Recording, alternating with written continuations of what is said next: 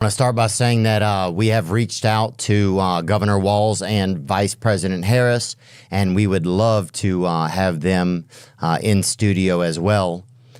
Today's guest is a senator from the state of Ohio. He's currently on the Republican ticket for vice president. He's a Yale graduate. He's a Marine. He's an author. He wrote the book Hillbilly Elegy. I've read about half of it. And I'm really grateful to spend time with him today to discuss some issues and get to know him. Today's guest is Mr. J.D. Vance.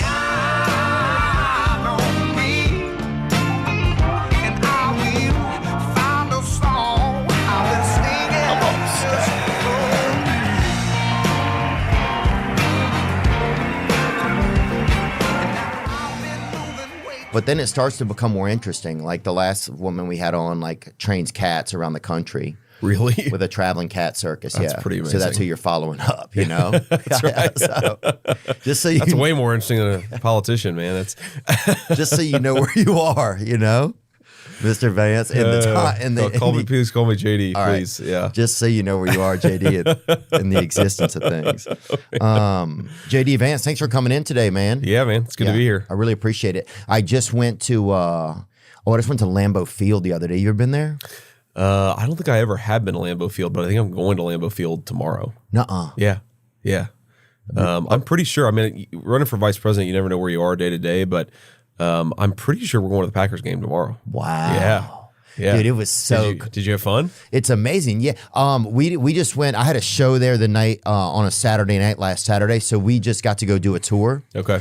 But yeah, it's just so wild. You drive into this, it's a small city. Yeah. And you're like, wait, there's an NFL team here. It doesn't make sense, really. Yeah, the NFL team in some ways, right? I mean, the Packers are so popular, but no, I'm looking forward to going. I mean, it's kind of like a political rite of passage because, like, I have a guy serving with the Senate, Ron Johnson, really good dude. He's a senator? He's a senator. From Wisconsin? From Wisconsin. And he's just talking about, like, you go to you do the tailgate thing at Lambeau Field if you're running for office in Wisconsin. And Wisconsin's like a big battleground state. Yeah. So I'm going to go and check it out. We're bringing our kids with us, actually, which I don't know what we're going to do with our kids because they're 7, 4, and 2. I don't think they're going to be that into a tailgate. Fill them with cheese, dude. You know what I'm saying? So maybe my wife will take them somewhere and I'll go like have fun at the tailgate. But I'm looking forward to it because I'm a pretty big football fan. Yeah. Lambeau Field is like, Oh, yeah. When we saw it's a big deal. I didn't know what to do when we saw it. I didn't know. Yeah. And there was some kids were crying and stuff. And the parents were like kind of wiping their cheeks with cheese or whatever. Oh, wow. But it was like, yeah, it was really interesting. But wait, they were crying because they were so excited to be at Lambeau Field? They were crying. Oh, man. So are you a big football guy? Yeah. Okay. So I'm a big college football guy. Yeah, I'm more of a college football guy, but I like both. So I'm an Ohio State guy. I went to Ohio State, born and raised in Ohio. But there's like the Ohio State-Michigan rivalry is one of the big rivalries, and this happens, of course, after the election. So I'm hoping to go to the game. But you talk about like a kid crying at a football field. This reminds me of a story. It's like one of my dear friends, and he's like otherwise a nice guy, but Ohio State, Michigan just turns into a total animal. So this is 2006. Who is he? The senator you're talking about? No. It's a totally different guy. This is a buddy I've known since I was like 5 years old. Okay. Just a guy back home. We go to the Ohio State, Michigan game. We're number 1. They're number 2. I think we win that game like 42-39. It was a very, very tight game. I don't remember the exact score. And we're leaving, and there's this family, and this kid is like, it's a family of Michigan fans, and this kid is crying. And, my buddy goes up to him and I'm like, Bill's going to be like sweet to this family. Like, welcome to Ohio. Glad you guys come to the game. Sorry it didn't work out.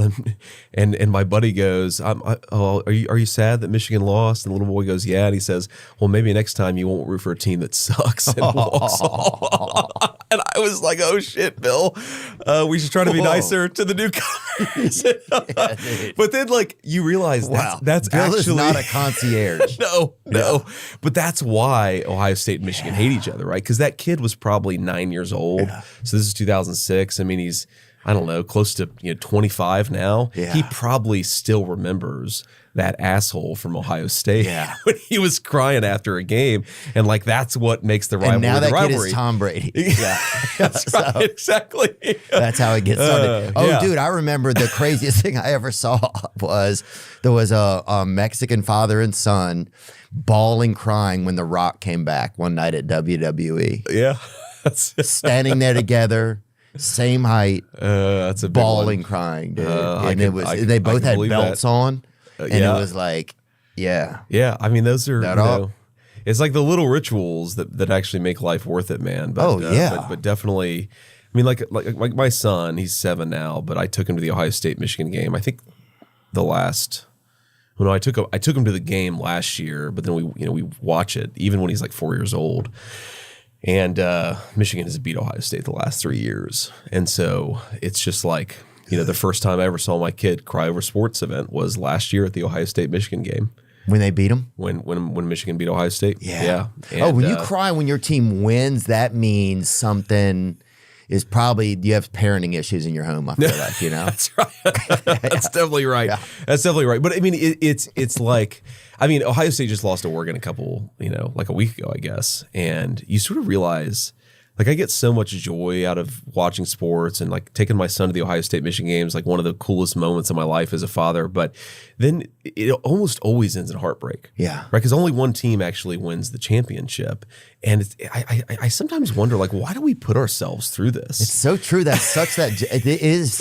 Yeah. At a certain point, the odds are you're going to face not feeling great. Yeah, absolutely. That it's going to end. Right. Yeah, I mean, like, I guess the one team in my lifetime, like the Bulls in the 90s, the Chicago Bulls in the 90s, and the Patriots when they had the Brady Belichick run, like, most of the time, you're actually happy if you're a fan of that team. But I mean, like, I'm a Bengals fan in pro sports, and, like, they made the Super Bowl a few years ago, and it was so cool. Yeah, I remember that against 49ers. Was it against the 49ers? It's funny, I don't even remember who they were playing against, but I remember they lost at the very end. It was a very close game. We almost put it off. But then it's like all the joy turned into complete sadness. Like I'm a grown man on the verge of tears because a fucking sports team that I rooted for lost a game. Like, wake up, man. I think, I wonder what it is. Maybe it's just like. Sorry, I have to not say the F word or. No, it's okay, dude. Make sure people still vote for me. If I too many F-bombs, I'm going to lose too many votes. So I'll try to tone it down. Okay. Yeah. If you say more than 7 or 8, I'll tap you on the shoulder. Thank you. Yeah. I appreciate it. Dude, actually, my ribs, dude, I've been on a, like almost like just on bed rest the past like 8 days because I was at the Vanderbilt game when they beat Alabama 2 weeks ago. That was a big one. And some guy, I don't even know him. I got a little bit of a look at him, and he squeezed me so hard. He kept squeezing me, and I was like, "Don't squeeze me anymore." And then he squeezed me even more. And was it a happy squeeze, or you could hear my ribs? Like, dude, they really like the oxygen leaving your lungs. Yeah. Please don't go. That song, babe, I love you. Ribs that had never been away from it, like they were leaving home for the first time. Wait, like, but was he squeezing you because he was happy? He was happy. Okay, so this wasn't like a. So I was smiling, dude. Yeah, my smile you're happy. hit. Okay, I mean, good. the more he squeezed the edges of my smile, you could hear him ding against my earlobes. Yeah. He squeezed me as much as somebody could be squeezed. His wife is not doing well if that guy has a wife. Right. I'll tell you that. Because anyway, my ribs, I've been having to ice them, dude. It's been, It's been miserable. Like actually cracked a rib. I mean, it sucks, but it was awesome. But it's like, the pain you go through to be associated with it. You know? I mean, look, I've only been to the game in Ann Arbor once, and Ohio State fans again. Is it weird going up in that territory? I mean, people throwing beer bottles at us, sometimes full beer cans at us. I had some kid run up. He was like a 19-year-old kid run up from behind me, and it had been raining a lot that day, and he had like he'd taken a chunk of mud out of the ground and shoved it in my mouth. I mean, this is like what these sports rivalries are built around is moments like this. But we That's insane. We had, I guess, won 4 years in a row. That's reforestation, isn't it? That's right. But man, we'd won 4 years in a row, and this girl, she's like 22 years old. she gets in my buddy's face and she said, "This is my senior year. You ruined my college career because you guys beat us 4 years in a row." And then she takes a swing at him, and a cop tackles this 22-year-old girl down the bleachers. And I'm just, like, man, again, people get injured. People get injured at sporting events. It's crazy. Oh yeah, I thought that for a second. I thought you were describing a wedding in Appalachia, dude. That's what I thought for a second. So. we've had some of those too. Yeah. No, I'm just joking. We had Billy Strings in. He's a guy who does a lot of picking. He does like a lot of guitar picking and cool. stuff. Okay. He talked a lot about his environment where he grew up. He grew up in like. His area had a lot of addiction in it and stuff like that. What part of West Virginia is he from? Who's this guy? He's from Lansing, Michigan. Okay. But he grew up in Kentucky. I'm ruining it. But a lot of people, this is like the story of my life, but a lot of people from Michigan, Ohio, Pennsylvania, their families are all from West Virginia, East Kentucky, to East Tennessee, and then they moved up for the factory jobs. Oh, yeah? Like there's a really cool song by Dwight Yoakam called Readin', Writin', Route 23, and it's like, in some ways, it's like the story of my family because he came from like 2 counties over. He moved to Central Ohio instead of Southern Ohio, but I mean, it's like millions of people. It's a massive, massive thing. So I wouldn't be surprised. Even that guy's from Michigan if he's got like West Virginia family. I don't know that guy though. Yeah, Billy Strings, he's great. And he's a neat guy awesome. too. And he'll take you fishing if you want to go. But he just has a fascinating story of just like growing up and what his life was like, and playing music through it all and learning music and how that kind of kept him going and kept him gave him something to do really. Why was that migration? Why did people migrate from there to? It was. I mean, at least the biggest thing is you think about it. So World War II ends, right?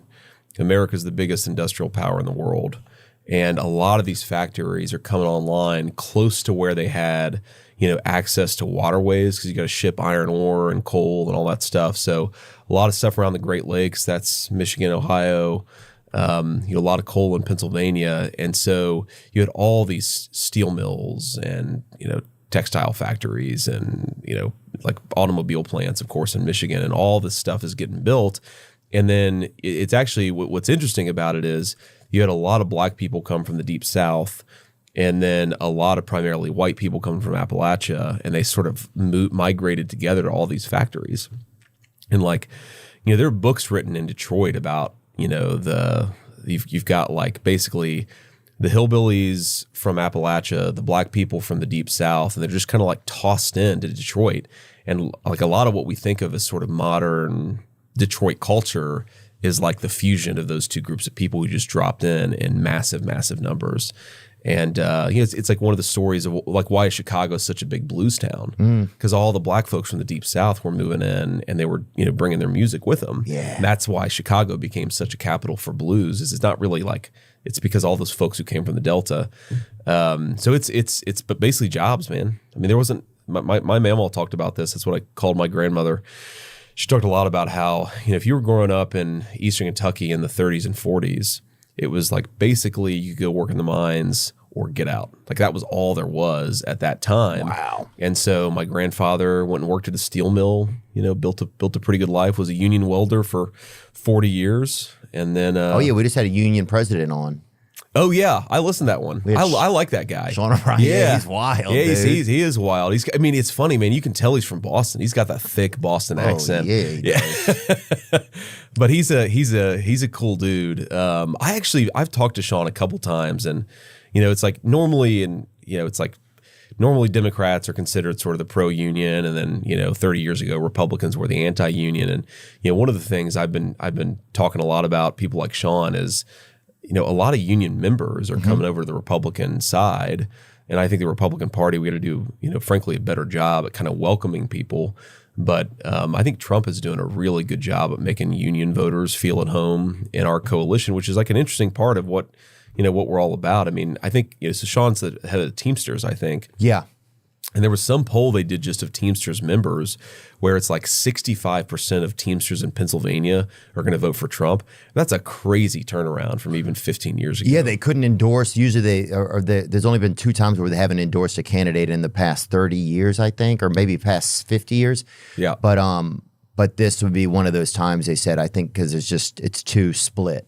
So do you have to ask Trump places you can go to promote or to campaign? What is that relation? How does that work? Yeah, no, it's actually mostly driven at like the staff level, right? And so a strategy kind of. Yeah, it's like strategy. So okay, there are 7 big battleground states.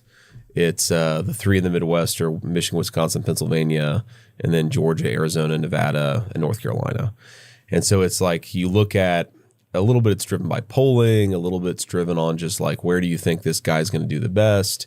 And I've spent a ton of my time, like I think I did like 5 or 6 events just in Pennsylvania the past week and a half. Wow. So I've spent a lot of time in Pennsylvania, a lot of time in Michigan, a lot of time in Wisconsin. I'm actually trying to get Kid Rock to go with me to Michigan in a couple days. Yeah. Because he's a Michigan guy. Oh, he'll go. Yeah, he probably will. Yeah, he'll go, dude. Yeah, He he texted me last night. I mean, you can't see, but my cousin, for those of you who are watching, my cousin's here. She's more like my big sister. But like we're hanging out. I went to a wedding last night. Oh, nice. My little cousin got married, and Kid Rock sends me a text message. He's like, "Hey, if you're in Nashville," because I guess he knew I was doing this podcast. Well, some people were going over there. A buddy of mine, I was texting. He's like, "Hey, we're going over to Bob's," and I was like, "I got to prepare for this podcast tomorrow.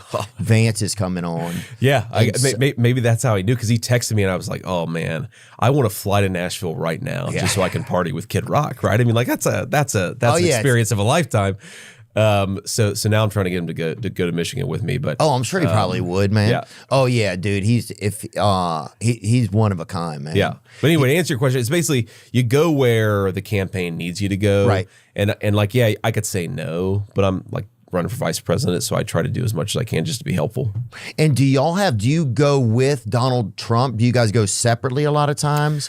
Do you guys have like strategy talks in the mornings and stuff? Like, what is it like? Yeah, it's more informal. Is it like doubles tennis kind of? Yeah. It's more divide and conquer, right? So It's like you got 2 people and you can be in 2 places, so you might as well do it. But if we got like a really big event, like, the president got shot in Bucks County, or sorry. Which time are you talking about? The first time. Okay. The first time. Because they really. He got shot in Pennsylvania. And so we went out to Pennsylvania together to do a big rally, and then Elon Musk Butler? was there. In Butler, PA, yes, in Butler, Pennsylvania. And then, like I was in Bucks County, Pennsylvania, like a week earlier, but that was just me. Right. Right. So you sort of go, some places you go together, but most of the time we're sort of dividing and conquering. How, with the attempts that they've had on Trump's life and safety, how much of a concern has that been for you? Like, it's like, because if I'm standing next to a guy and they're shooting at him, I'm next to him. Yeah. Yeah, I know what you mean. I mean, I try not to think about it, man, because really, yeah, it's one of these things you can't control. And if you're going to do this job, like you got to go out and talk to a lot of people, and you got to go try to win, right? I mean, right. Like I fundamentally believe that we're trying to win to help the country. So either you either do it or you don't do it, and if you do it, you just kind of accept it. I mean, I don't think there's, I don't know, maybe this is just me rationalizing it. I don't feel like there's that big of a target on my back, but who the hell knows? Well, you're tall. Are you a little taller than him or not? Yep. I think we're about the same height. Okay. Yeah. Which is funny, man. The weird shit people say about you on the internet. Like there was a long time, maybe even still today, if you Google how tall is JD Vance, it would say 5'7". And it says 6'2" now. Somebody updated it right. then. Yeah, somebody updated it. Yeah. Okay, the first headline is JD Vance is tall, but Americans are getting shorter. What the hell is the internet's a weird ass It also place. says Joe Biden is 6 foot sleep. I don't know if that's a height. Well, see, this is a thing though. How tall is JD Vance? There was like a conspiracy on the internet that I was a really short guy, but no, I'm about 6'2". I think once you get better people helping you, get you height, right. you get You're pretty tall. You get a what, 6 legitimate feet height. tall? I'm 6 feet tall. Yeah. I'm 6 feet tall. If this rib gets back in place, I'm 6 foot and a half inch, brother. I'll tell you that. So did you have to ask your wife about that? Like say, hey, like did she have to weigh in? Because that's a little. Because I'm trying to think of other jobs where you get shot at, really. Military, domestic violence, I guess, and then politician. Politician. I mean, normally politicians don't get shot at that much, but Apparently, it's coming back. Apparently, it's coming back, man. That's not like a good thing to come back to. You know what I mean? Yeah. But I mean, it's. I definitely grew up, and I grew up in Ohio, but I spent a lot of time in Eastern Kentucky. Yeah. And if you go to there's a courthouse in Breathitt County, Kentucky. I mean, beautiful part of the country, like kind of in the mountains. And there's like a plaque, like a historical plaque that's basically like, on this site, multiple people were killed in the Breathitt County blood feuds of the early 20th century. So I don't know, you just kind of accept it as bad as it is. I mean, I want us to get away from it, right, as a country, but as an individual candidate, I think you just have to kind of accept it. I mean, I'll tell you. But I guess if you're going into battle, you're going into battle. That's right. Yeah. That's right. You just got to do what you got to do. Yeah. But again, I'm a person of faith. I don't talk about it that much. I don't wear it on my sleeve. I always sort of mistrust people who wear it too much on their sleeve. But I feel like, if God wants me to be vice president, I'll be vice president. If not, then I won't. Yeah. You just got to work your ass off and let the chips fall where they may. Yeah, I saw where you had your mom was out and you congratulated her on, she almost has 10 years of sobriety, you said? That's right. Yeah, she's in January of 2025, she will be 10 years clean and sober. And that's really funny because who she's standing next to there? That's Mike Johnson, the Speaker of the House. Oh, yeah. And my family's not very political. So they bring her up to this booth and like 2 chairs over is Donald Trump. Of course she knows who that is, but she shakes Mike Johnson's hand and he's like, lovely to meet you. And she says, lovely to meet you too. Who are you? Do you work in politics? It's like, Mom, that's the Speaker of the House. Okay. She's like, well, I'll take a McDouble. That's right. What you can get a Diet Coke with extra ice. What was I know your mom struggled with alcoholism, right? Addiction? Mostly non-alcohol drugs. I never saw her, drink that much, but I mean, pills, opioids, heroin. What's it been like to watch her get sober? What's that been like? It's amazing, man. It's amazing. I know you're what are you're recovery, yeah, right? I'm in recovery. Okay. Yeah, a lot of my family's in it too, so I think I can relate a lot to your story, to be honest with you. Yeah, but I mean, look. I mean, there was a time, like I always wanted to grow up and have a family, and I remember when I was a teenager thinking to myself, "There's no way Mom's going to be around to meet. Like if I have kids, there's no way my mom's ever going to meet them." And she's now a great grandmother to the 3 grandkids, but I don't know, man. It's just. If you've known anybody in this circumstance, it sounds like you know very well what it's like. Is there's 2 feelings that you have, or at least always 2 feelings I had when Mom was going through it. Is like on the one hand, yeah, she's so smart, she's so funny, and you're just like kind of rooting for her because you just want her to get better. Then on the other hand, you're just pissed off. It's like, because you don't quite understand it. I think if you're not in recovery yourself, it's hard to fully understand. And, so that you'd be frustrated with her one moment and then just desperate for her to get better the next moment. And you're constantly bouncing back and forth. But man, it's amazing. It really is. I mean, she was at the wedding we were at last night and just having a good time and being her like funny, quirky self. She has a good sense of humor. She's a very good sense of humor. I mean, like the bride and groom did this really cool tradition where they had like at each table a wine bottle with a number on it. And then like at the table 1, they'd open that bottle of wine their first anniversary, and table 2, the second anniversary, and so forth. And they had people write stuff in Sharpies on the wine bottle. I'd never seen that. I thought it was a pretty cool little thing. And my mom, I forget what table she was in, but like 10 years down the road, and she writes something on her bottle like, hey, I love you. Hopefully I'm still alive when you're drinking this. She's just got like, and again, she's like a kind of a morbid, quirky sense of humor.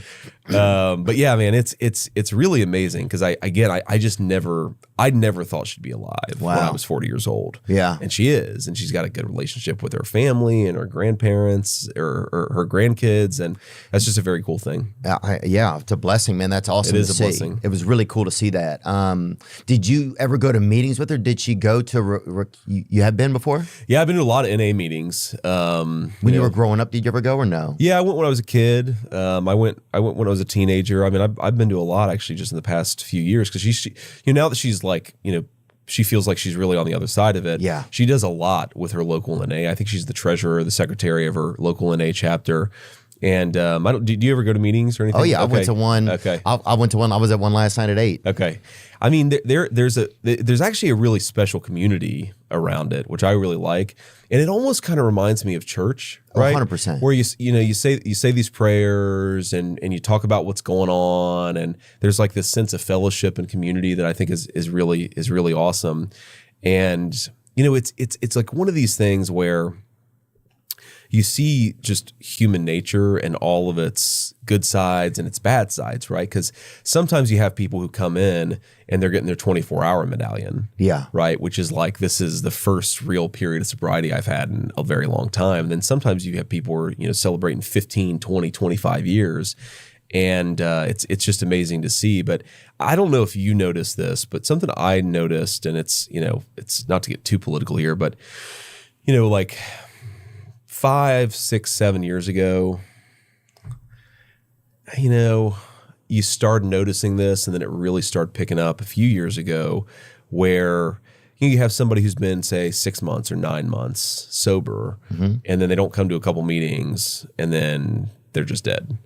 And you realize, like, when people relapsed, when mom was in the worst of it, yeah, there was some dangerous shit out there, but it wasn't nearly as deadly as the stuff that's out there today. Oh, yeah. And I really worry about that, right? Because, think about the second chance I got with my mom, and I really worry that the poison that we've got in the streets now is so dangerous that a lot of people would have that second chance, but, you fall off the wagon once. 15 years ago, it's like, oh, that sucks, I'm going to climb back on. Today, you fall off that wagon, it might kill you. Yeah. And I really worry about that, because I think there are a lot of good people, like mom. It didn't happen like once, right? It's not like she got clean and sober and that was it, right? It's a process. You have to fall off a few times, yeah. And you got to get back on. It's a process, man. Yeah, I've had relapses over the years and had to get back on, and it's tough. And one of the tougher things to do is to get back on. But it's funny because I think if I don't know if I'd be sober if this stuff weren't killing people, to be honest with you. I know that's sad to say, but that keeps me out of the risk of it. It just makes it too... Makes it a little scarier. Yeah, that's the thing. It makes it scarier. Yeah. But it's also sad that somebody... I mean, this is ridiculous to say, probably, that somebody can't... you can't even do cocaine in this country anymore, And that seems like a crazy thing to say, and... Don't say that. Don't say that. But I said it. But yeah. But don't say that anymore. I'm going to steal that line. That's going to after the election, though, man. No. We got to win first. It's unfortunate. To be clear to those watching, I've never done cocaine before. Yeah, and nobody's I've made many mistakes, but not that one. Nobody's saying yeah. But it's just it's unfortunate I don't even know where to I know go. what you mean, but it's unfortunate that, like, look. Like you said, everybody makes mistakes. Right. Everybody makes mistakes, right? And like, I know, as a buddy of mine told me about this, this has got to have been 3 years ago.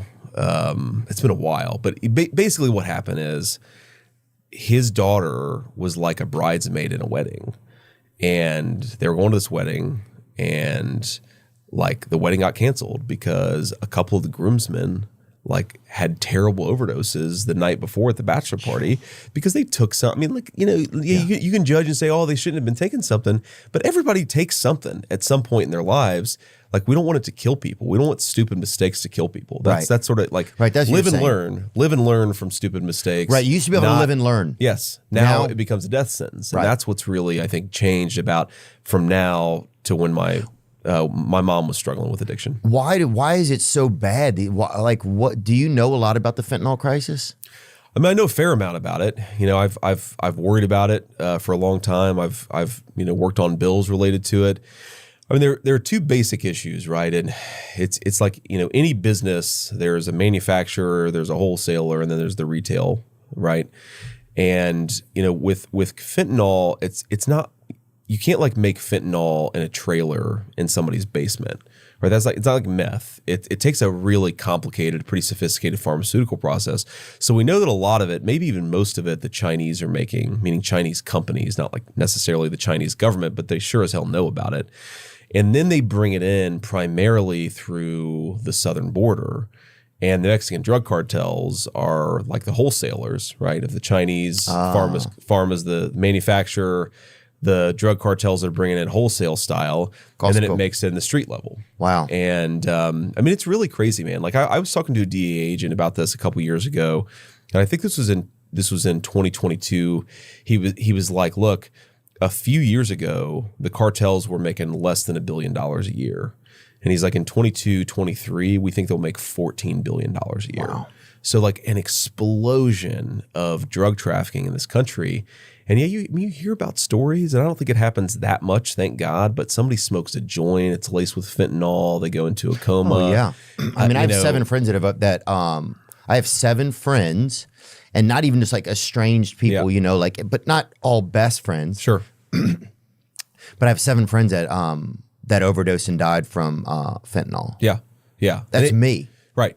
And with harder stuff, it happens a lot. Like I think with, you hear about it being laced in marijuana, but like not that much. Yeah. But I mean, your point about cocaine, pills, like you have to be careful.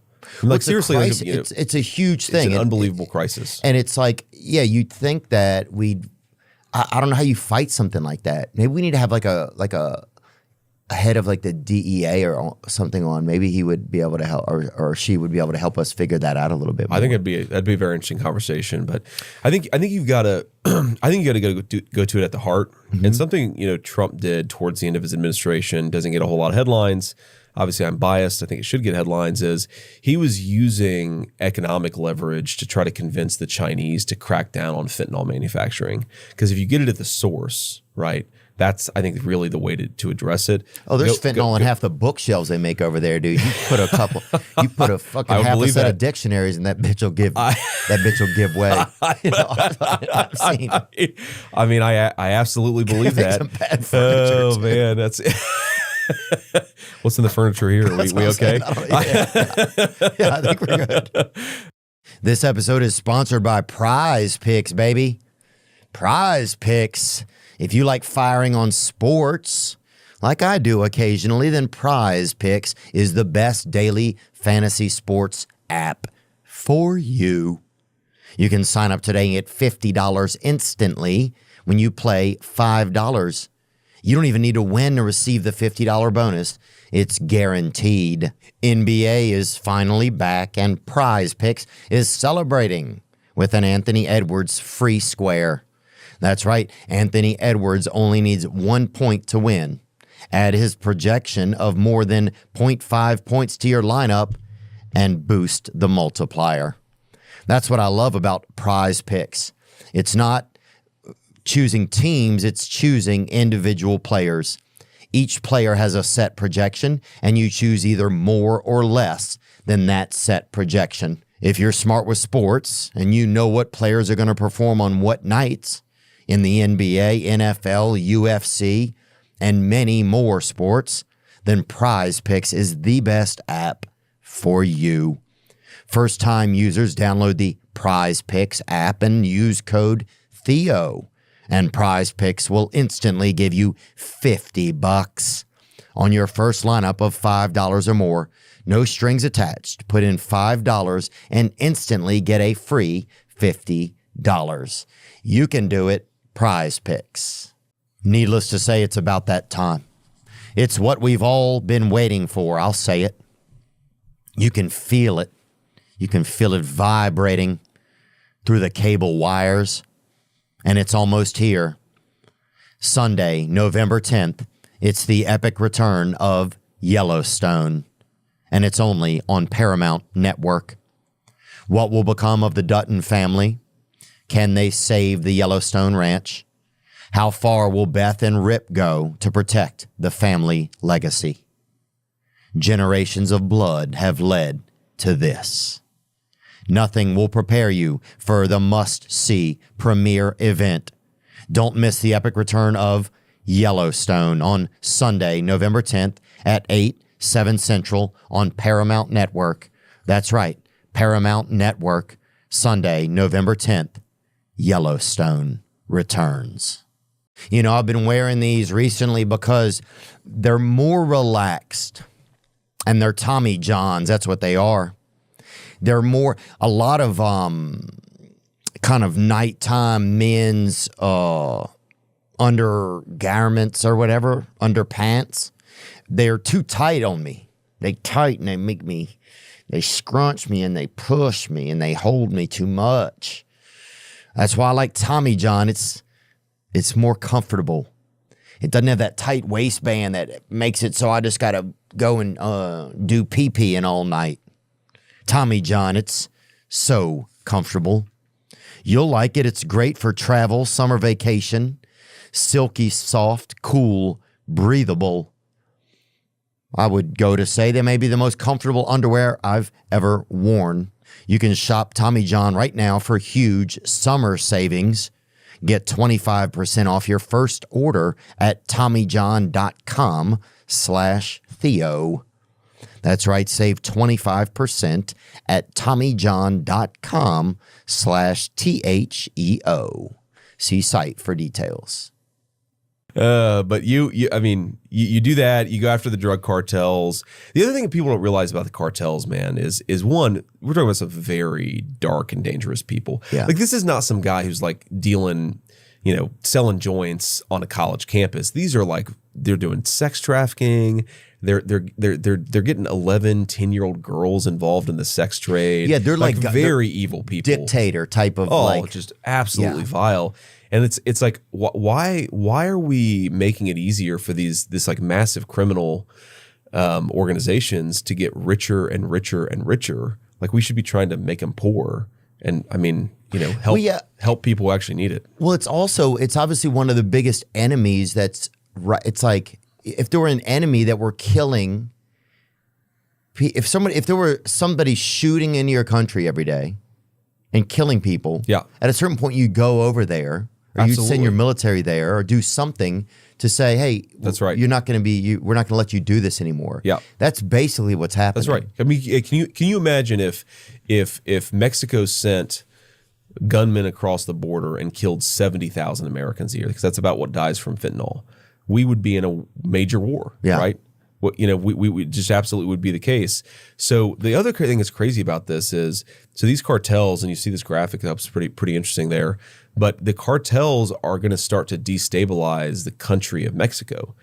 Like, do you know the name Pablo Escobar? Yeah, I do. Okay, so like the Colombian cartels in the 70s were as powerful as like the Colombian government, right? Wow. It was a narco state. You don't want that to happen right at the American southern border, where the drug cartels have more power than the Mexican government. Yeah. That's just going to be chaotic. It's going to be basically a warlike atmosphere on our southern border.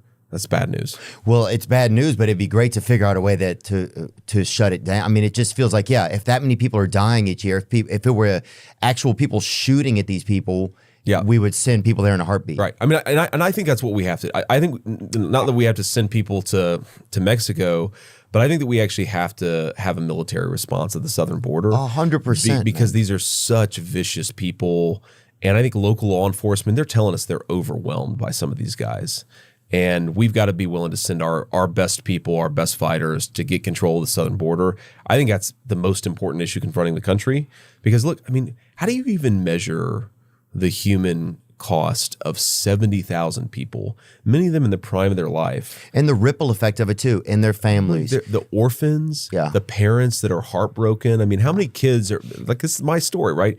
That's why my grandmother raised me, is because my mom struggled with addiction. Luckily, my mom got clean. You've got hundreds of thousands of children who are being raised by their grandparents or their aunts and uncles.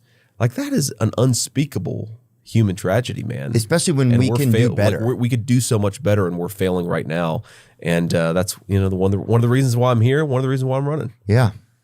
What was it like growing up, like, with an alcoholic mother? Like, and no judgment against your mother. This is just to look at it, right? Yeah, sure. No, I appreciate that. Yeah. What is that like? Like, is it hard to make a connection with your mom? Like, what are some of the side effects of that on a child? Yeah, I mean, I definitely think there's a you get very careful about who you allow yourself to get close to, right? That's one big part of it. You're never quite sure whether you can trust the particular situation that you're in, right? So am I still going to be living in this house 3 months from now? If I give somebody my address, because this is back in the 90s, right? People still wrote letters, postcards, things like that, at least a lot more than they do today. If I give somebody my address, are they going to send me a letter? And I'm not even going to live in this place anymore because we moved around a fair amount. Right. But I think that, the thing that I took away from it is even as a young kid, I sort of very neatly divided the world into like 3 categories of people, right? There were the helpless people, the victims, the people who needed to be helped. There were the bad guys who were preying on the victims. And then there were the strong people who sort of stood up for everybody else and stood up to the bad guys. And that's like, that's overly simplistic. But definitely, I saw my mom growing up very much as this person who was kind of a victim and was being preyed on by bad people, right?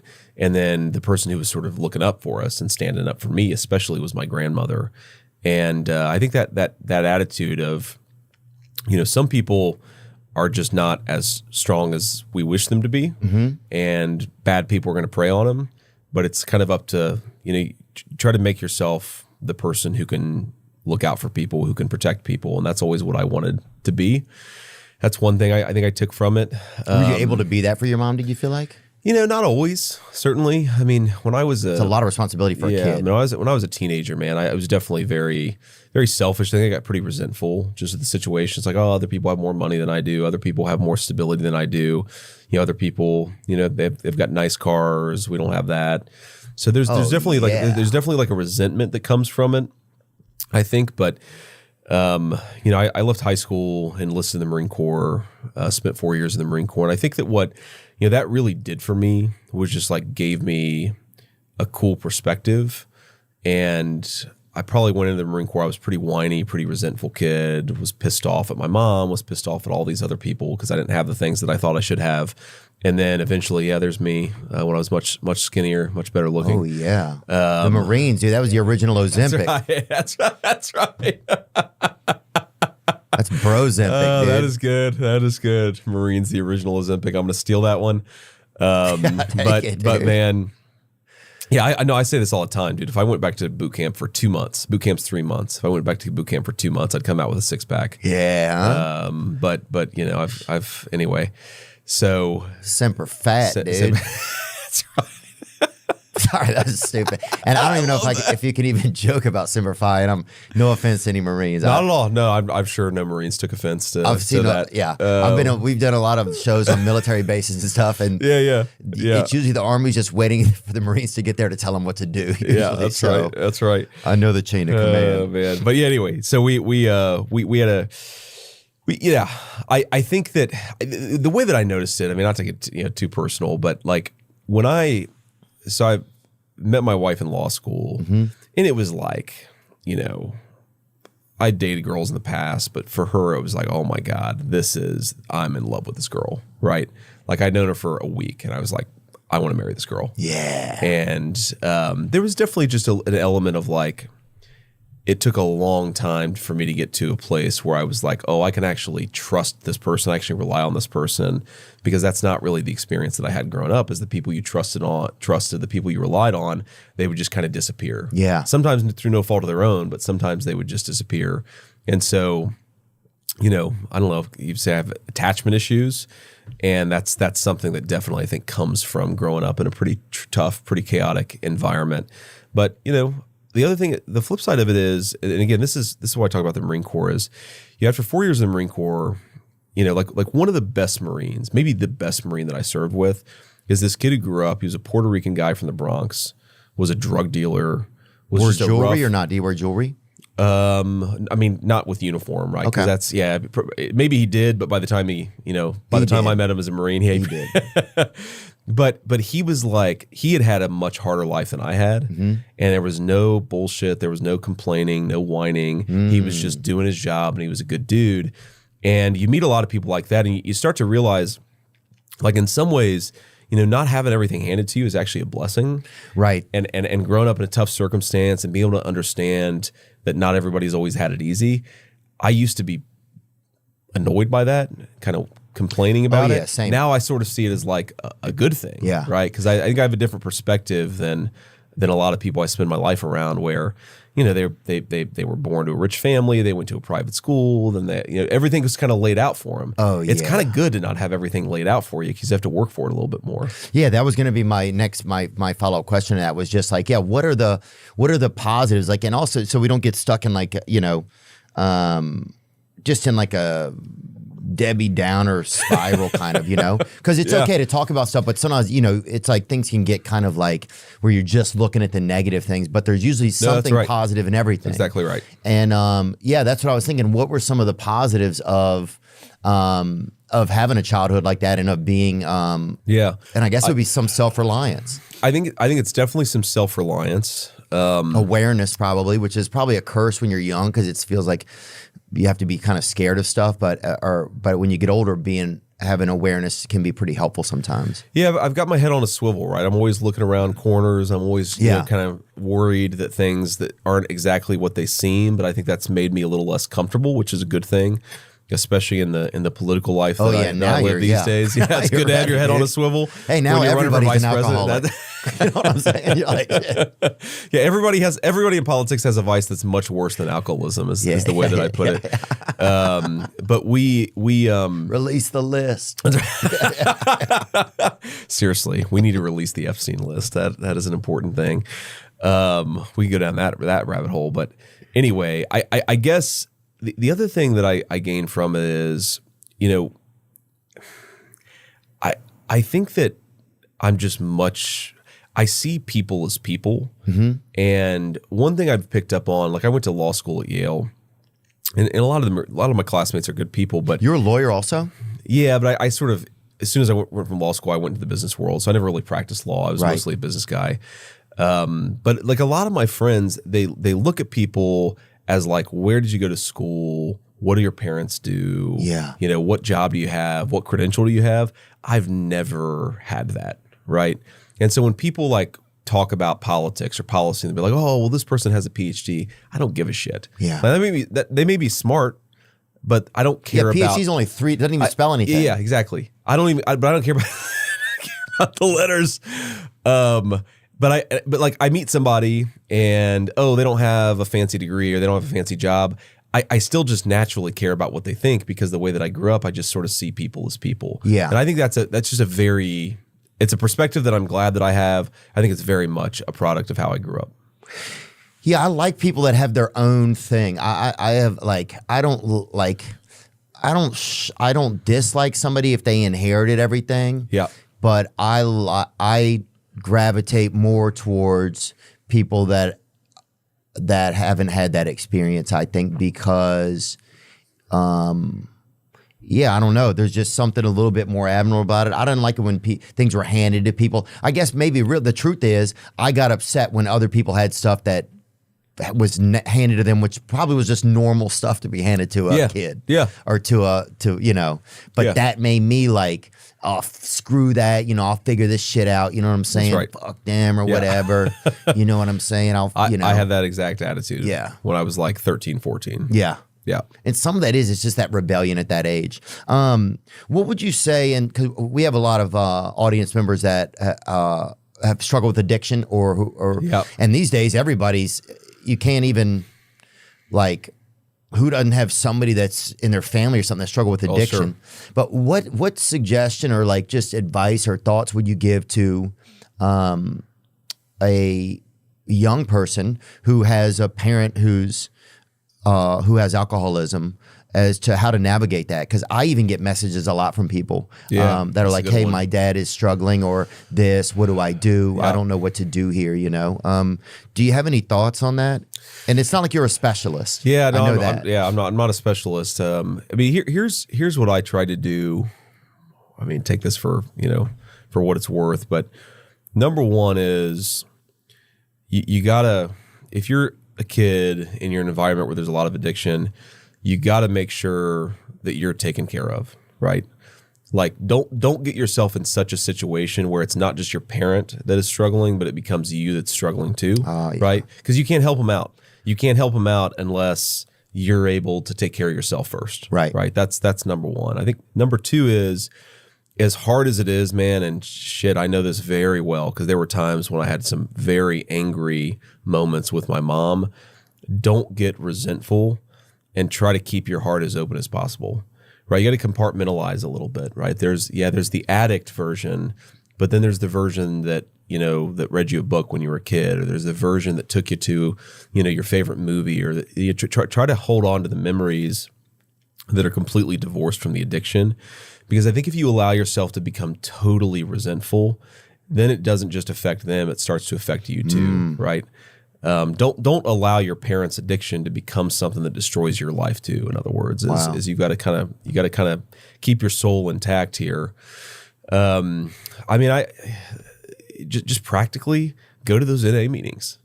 I learned more about mom and her addiction going to those NA meetings. And I didn't always, it's not like it was like some eureka moment. There's, I'm not pissed off at you anymore. Right. But you at least understand it a little bit more, and you gain some appreciation for what's going on in their life, because that's a big part of it. Yeah. And you also, the thing about NA meetings is just, again, it is human nature and all of its splendor, its virtue and its vice, man. It's just some dude real was selling life. a boat. The last one I went to, some dude's selling a fucking boat at one of them. It's exactly. And we're like, you can't, dude. We're trying to get off of drugs, dude. And some guy started bidding on the boat. I'm like, and they had made him take it outside, because it's outside issues or whatever.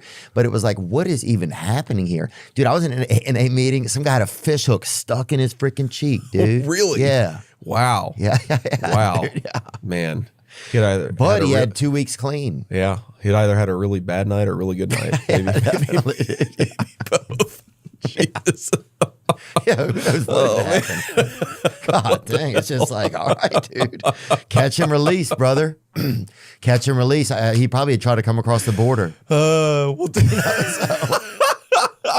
And I only say that because we've had a couple of Border Patrol agents on here, and so we've learned a good bit about it over the years. No, I had a Border Patrol agent who's clearly. Before you go, but I just that statement about trying not to be resentful against your parent, because that resentment is the seed that can lead you down some of this or activate some of the same behaviors in you. It's not, and I'm not preaching that, but it can activate a lot of resentment. It's an evil seed. No, that's right. And so many bad things can happen there, because that's an important message. I never thought of that or heard it before. Well, and what you said earlier about not getting into a negative spiral, I think is really important, just psychologically.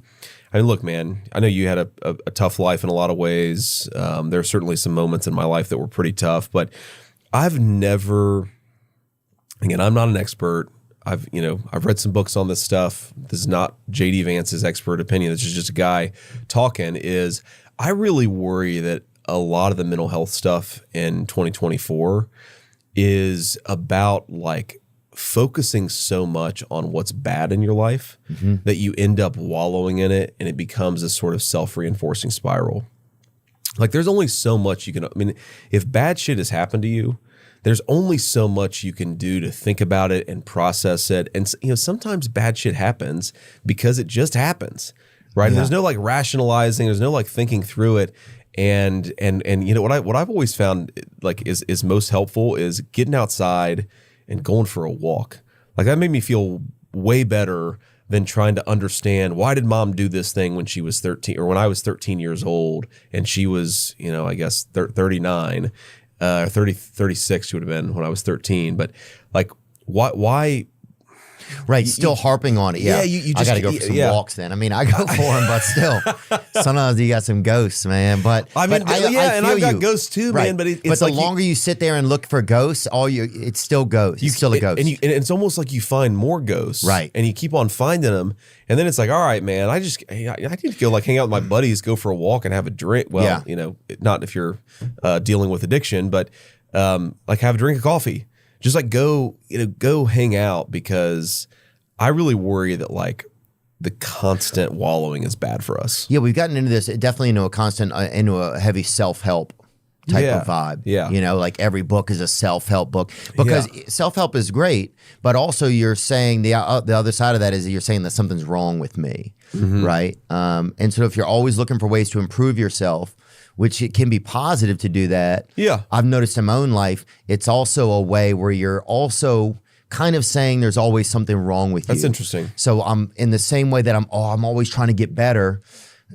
It's like I've obviously created there's something unachievable. Yeah. Because I'm always trying to get better. I've set That's this impossible course. So really part of me is telling me, oh, there's something wrong with you. So it becomes a little bit more about finding ways to accept myself. Yeah. You know? Yeah, you got to balance it, right? You got to balance. Like obviously there's all things we can work on, but it can become a self-defeating cycle if people let it. And I try to just balance it. I mean, like I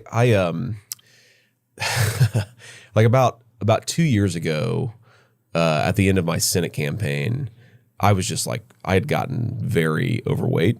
And it's like, I mean, campaign is hard on the body. You eat, Chick-fil-A for breakfast, you eat Wendy's for lunch, you eat, Waffle House for dinner, right? After a while, that starts to catch up with you. And, like, I think the What'd you get at Waffle House, just so we know it? Oh, man, I'm an All-America special. Sub grits for home fries or hash browns. Wow. Yeah, that's... God, I didn't even know they had home fries. Well, they have hash browns. Sorry, they have hash browns, not home fries. Wow, they have homeless fries over there, dude. Dude, bro. That second photo from the top, that is the All-America special. But again, I'm not a grits guy. So if you swap out the grits for hash browns, they don't charge you anything. Oh, look, dude. That is a meal of champions, right? Well, your there. arteries are paying a high tariff, brother. Well, I'll tell you that. Okay. Yes, they are. Yes, they are. But anyway, the point. Do you get raisin toast or stick with that regular toast? I get regular toast. Yeah, I just put a lot of jam on it. Wow. I'm not a big raisin guy. Yeah. You like raisins? Because I like grapes that have been through something. It's just who I am. But so yeah, I guess I do like it. I guess I like my grapes, nice and clean and I unaffected. like grapes of wrath, which are basically raisins. Those are basically raisins. But anyway, I bring that up because it's like you can get into a spiral where it's like, oh, I'm unhealthy, and you beat up on yourself about it. But like, there's a good balance where you recognize you got to, go for a run every now and then and take care of yourself. And that's what I've tried to do is, just balance the good and the bad. Yeah. Yeah. Life's balance, man. It's a good point. Things aren't going to be exactly, things aren't going to be perfect, Yeah. I always was like, I created when I was a kid, like I have to be perfect and to be like accepted or whatever, Yeah. That was like a way that I created in my life, I think. Yeah. Well, and what did that look like? So give me like, what would you try to be perfect at? Like school or work or just like, getting in shape or what's your, if you're trying to get perfect, what are you trying to get perfect at? Well, that's the crazy part is it was almost this blind thing. I never even asked the question, hey, what am I trying to be perfect that's at? Interesting. It was just this the only way you're going to be seen, you have to do everything perfect, Yeah. And then I don't know, it's just this missing thing inside of myself. I know what you mean. I wanted to be seen. So it was like, you have to do it perfect. Yeah. Right. Because if you do it perfect, then there would be no way, it wouldn't mathematically make sense that you wouldn't be seen then. Sure. Because that would have to be seen. Yeah. Right. Nobody would not see something that was done perfectly. But perfection is impossible. And so it was I'd always set myself up for this, like, you'd always come up short no matter what it was. And it could be in anything, something I was presenting at school, the way I looked while you were talking to me. It just, everything had to be like this. So it was this constant, like, I just never let my breath go, Yep. And then I was always falling short. And so then that can be a tough way to live, man. Yeah. Oh, it was horrible. And it fulfilled this prophecy in my head. Oh, we fell short. You're not enough, which is what you thought in the beginning anyway, right? That's and I'm not saying that now. Like now I have different thoughts and feelings, but those were things that now I'm able to look back and see, that's how I was operating. Yeah. And just how, even when I talk about it, it sounds fucking impossibly stressful. Yeah. Yeah, it does. But, Did you ever go to ACA meetings or anything like that? ACA meetings, like adult children of alcoholics. Did you ever go to? No. I guess it's interesting. No, I never did. Yeah, some people don't need it. Yeah, I mean, I think frankly, it probably would have helped me. Would have been useful to go to.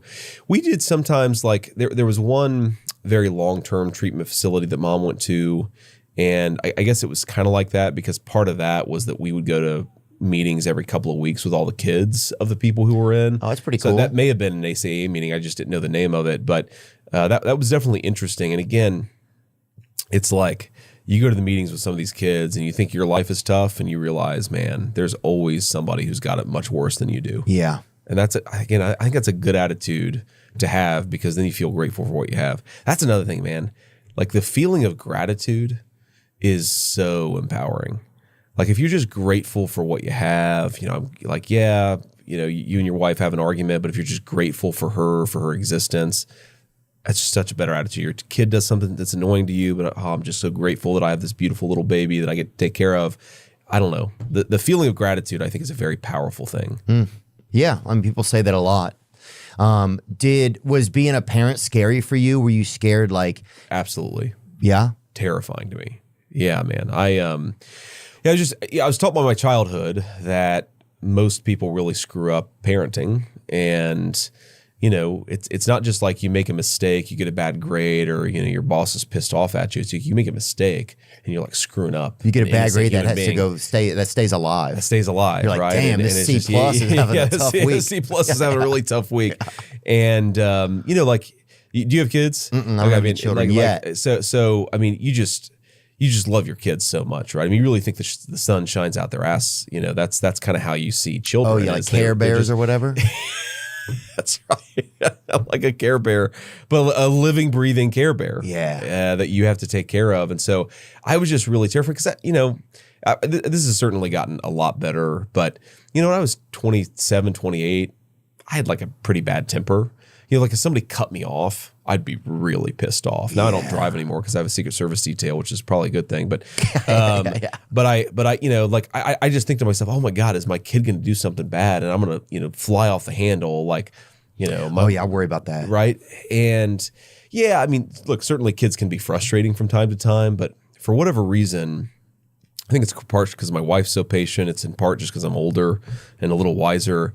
It's really worked out. And I've screwed up and I've made mistakes as a parent. And certainly there are days where you're like, oh man, I can't believe that I did this or that. But, one, kids are much more resilient than people give them credit for. And two, it's a learning process, man. Yeah. And it's amazing. I mean, kids are so crazy. Like the difference between our 2-year-old and our 7-year-old, just in personality and what they say. And, kids have no filter. Yeah. Right. So like one of the things that we call on our side of the aisle is that we'll call the news journalists, the corporate media, I call them fake news. Right. And you got to be careful about that shit because my kid's getting on the plane with me, my 4-year-old, to come to an event. And somebody gets on the loudspeaker, they're saying where to sit or whatever, and he's like, fake news. No, he sees all these people taking photos of us and videos because I get photographed in video, I'm constantly being photographed wherever I go, and he sees these people with cameras. He goes, "Daddy, is that the fake news?" Yeah. And you realize you got to be a little bit more careful about what you say. You're like, no, that's Grandma. Now smile. Okay, that's Grandma's getting a picture of us. That's right. But yeah, I mean, it's the most rewarding thing that I've ever done. It's definitely changed my perspective. So it surprised you as to it surprised you against your fears, kind of. It did. I mean, one, it's not as hard, I guess, as I thought it would be. Yeah, because that's what I guess. I don't know if I think about it being hard. I don't know. It just feels like it would be so scary. That's the word that comes into my head. Man, it is scary, but it's like one of those things where you just deal with it, right? And it's kind of good to confront that fear, and then you realize it's not as bad. I mean, most people will tell you like the first kid gets completely babied, right? Yeah. And you've got to put hand sanitizer on before you touch the baby when they come home from the hospital. And by the third kid, you're like, you just played in the mud, fine. Come over here, and you realize that kids are, again, they're much more resilient than people give them credit for. But you just learn a lot about yourself. And like the coolest thing, right? Think about my mom. I didn't think my mom would be alive when I was 40 years old.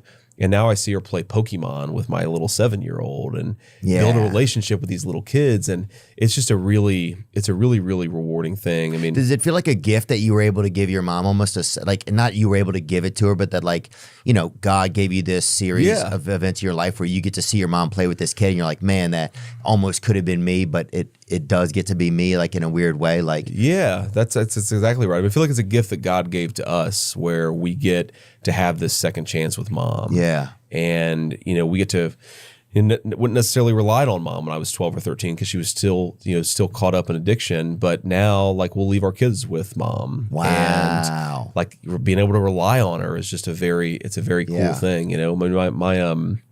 My wife, I remember when our kids were first born, our oldest was born in 2017. And at that point, mom had been clean and sober for about a year and a half, I guess. And like, I remember talking with my wife and she's saying, like, I love your mom. I hope that she stays clean and sober, but like, we're never letting her babysit. Yeah, it's a little early. Right? A little early. But now, like, we trust her with all three of them. Wow. And it's an amazing thing, man. Oh, yeah. And now with 3 kids, you'll give them to anybody to watch. You know what I'm saying? If you got 3 kids, true. bro. That's true. Anybody can watch them, that's dude. right. No, we. But no, I think that's really cool. I could have just imagined, like, you getting to see, like, your kids be with your mom and it just, like, completing the 8 or whatever, you know what I'm saying? Like that symbol or whatever, the infinity symbol or whatever, No, I could really exactly see right. that. It's pretty powerful. Yeah. It's important. That's the power of like things you see through recovery and stuff too, It's like that people get to just have a different life, It's That's like right. you witness it all the time in the meetings and stuff. I do anyway. Yeah, there's something very redemptive about it, man. And Yeah, if you want to hear a miracle or something, you want to see a miracle, go to a meeting. Yeah. You know what I'm saying? You get Seriously. to see, and it very much is like church. It's like sometimes people are like, you don't go to church sometimes. I'm like, dude, I go to church 4 times a week at least. Yeah. Right? Good for you. I go. Good for you, It's man. like, that's those meetings, it really is. It's like you get everything you could get out of, you witness God's work just through other people, Yeah.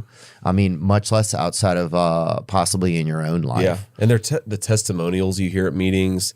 The courage it takes somebody who's been clean for 2 days to walk in And often bid on with a bunch of boat. strangers and bid on a Yeah. or to sell a boat. Yeah. Like, hey, I've got. No, I'm joking. I didn't mean to interrupt you there. I got rid of my cocaine and now I've got a boat. You want to buy it? Oh man, Is your business growing? Our online merch store has grown over the past few years. We started off, a buddy of mine, and I was slanging him out of his basement, helping us get it done, but it evolved and we needed more help. Thankfully, ShipStation was there for us. ShipStation helps you achieve exceptional shipping efficiency with a robust all-in-one order fulfillment system that integrates with over 180 of the most popular e-commerce platforms, marketplaces, and carriers. ShipStation is the fastest, most affordable way to ship products to your customers with discounts of up to 89% off UPS, DHL Express, and USPS rates. Scale your e-commerce business with the shipping software that delivers. Switch to ShipStation today. Go to ShipStation.com and use code Theo to sign up for your free 60-day trial. That's ShipStation.com, code Theo. Have you heard that the flavored air category is quickly becoming the leading alternative to vaping and smoking? It's a whole new movement indeed towards better habits, led by the sponsors of today's episode, Fume. Fume is an award-winning flavored air device. Flavored air isn't like vaping. If vapor was compared to sticky soda, Fume cores are closer to herbal teas. Fume has lots of delicious flavors to choose from, like crisp mint, orange vanilla, and the new peach blush. With flavored air, you can satisfy your oral fixation through a passive diffusion system that utilizes no electronics, vapor, or combustion. Fume has over 300,000 customers, including me, and you can be the next success story. For a limited time, use my code Theo to get a free gift with your Journey Pack. Head to tryfume, that's TRYFUM.com,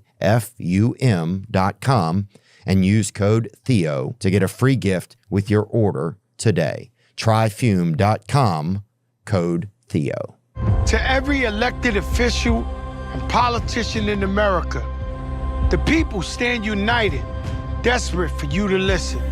If you're not advocating for prices and transparency in healthcare, you are compromising every single American across this country.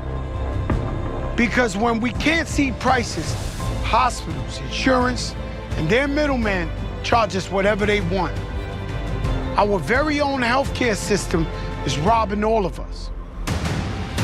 We just need the prices.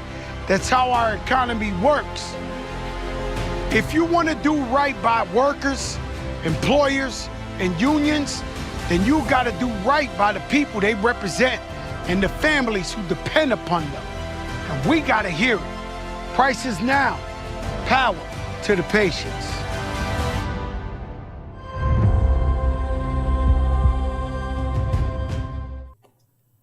Oh, dude, did you ever listen to Jelly Roll? It's funny. I met Jelly Roll at the United States Senate because I'm on the banking committee. He came and gave. And what was he trying to get pardoned for something? No, I don't think so. At least, but he was. He did a like he was a witness at a hearing in the Senate Banking Committee. Oh, I think I saw that on C-SPAN or something. And honestly, that was a joke, Jelly. He knows it was. He was. He was really good. I talked to him briefly. I'm sure he doesn't remember. He does remember. But I thought he gave like some very interesting testimony. He talked about the fentanyl issue a little bit. I want to say he maybe talked about homelessness a little bit. But I remember him talking about fentanyl. And yeah, I mean, he's got an amazing life. I mean, talk about a guy who had a much tougher life than I did. That's Jelly Roll. Yeah. That's a great point. Yeah. Yeah, he's a magic man. When you talk to him, it's just like watching pure it's just genuine. Yeah. That's what it is. It's like clean water. It's like what we used to have in a lot of our rivers. It's like that's what he is. Yeah. He's just genuine. I mean, He's a genuine human being. Oh, he'll tear up at anything. It's just because it's just what's in him is just real. Yeah. You know, he's a genuine guy. Yeah. That actually leads me pretty good into this next part I want to talk about. Some stuff I wrote down. Okay. Because I wanted to be clear, and this is important. Yeah, go ahead, man.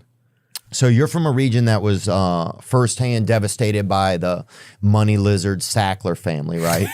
Yes.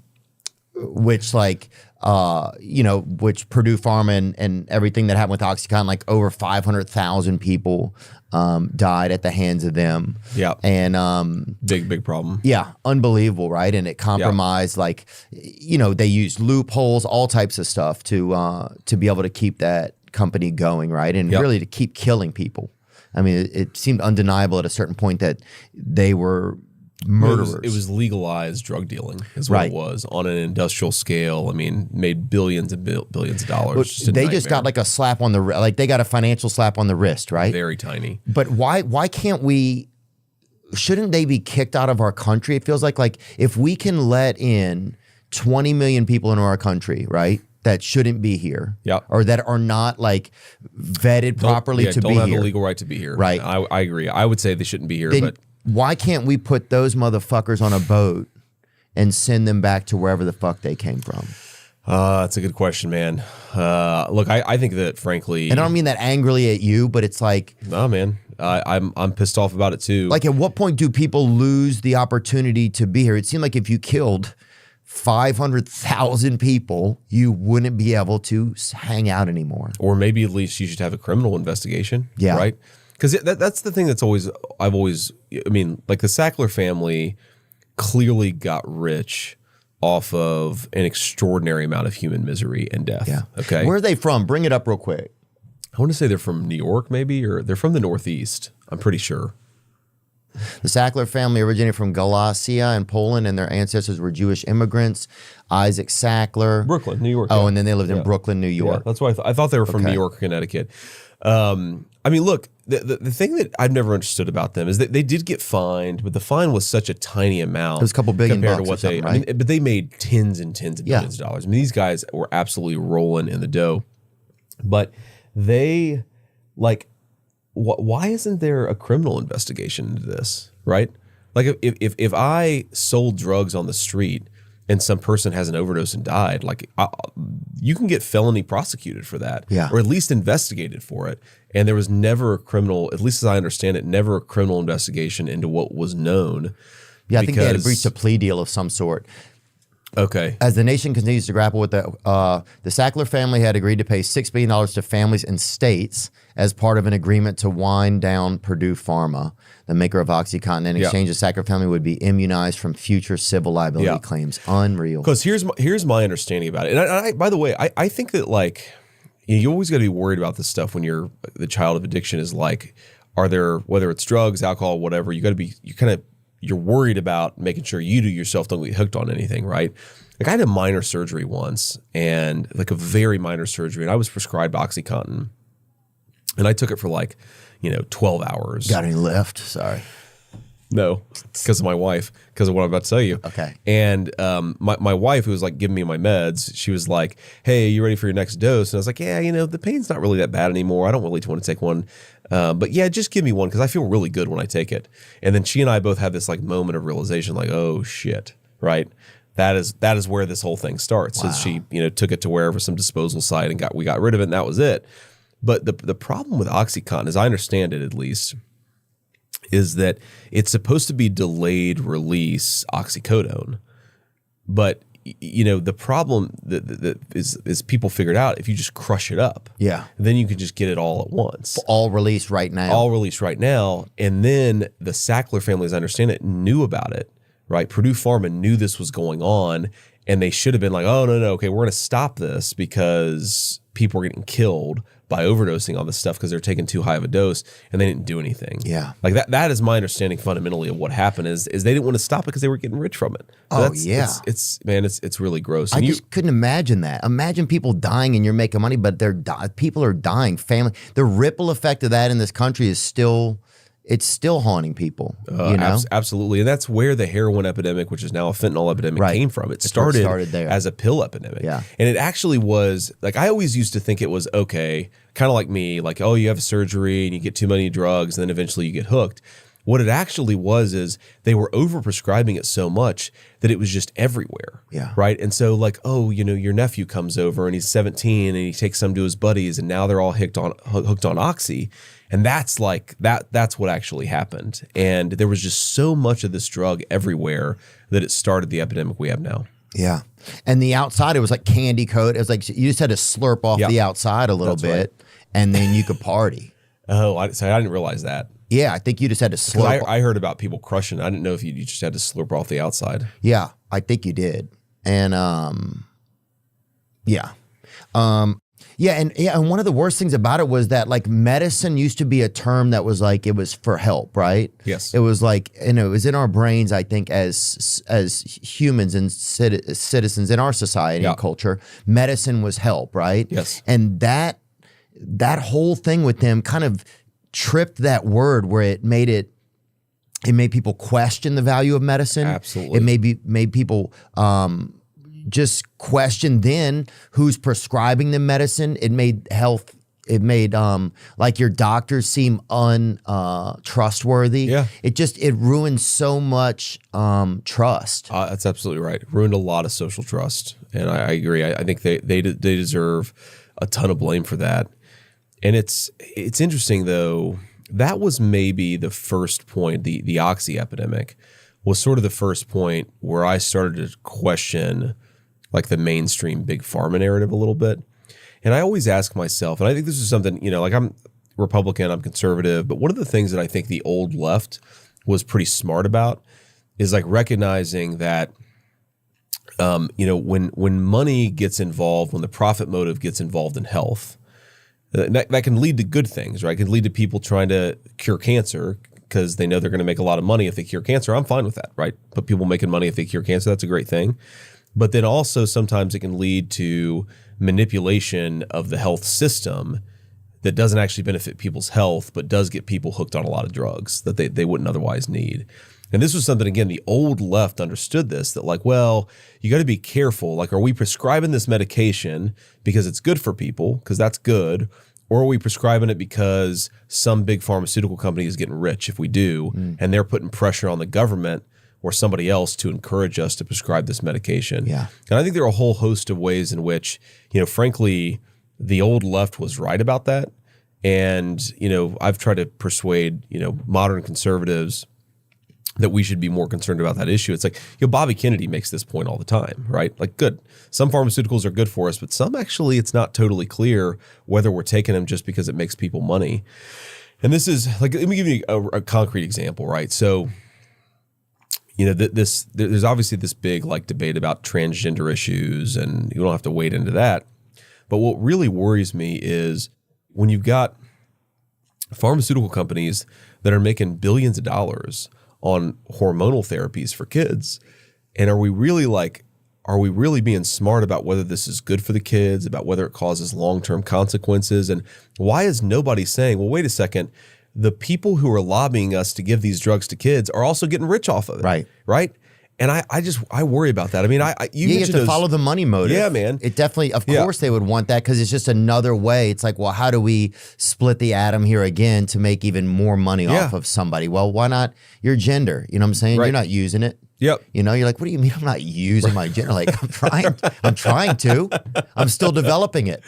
Yeah. You know what I'm saying? And you're gonna but I agree. It's like a couple of my buddies secretly low-key date trans people, right? And I don't care if somebody's trans or Neapolitan or whatever. I don't care.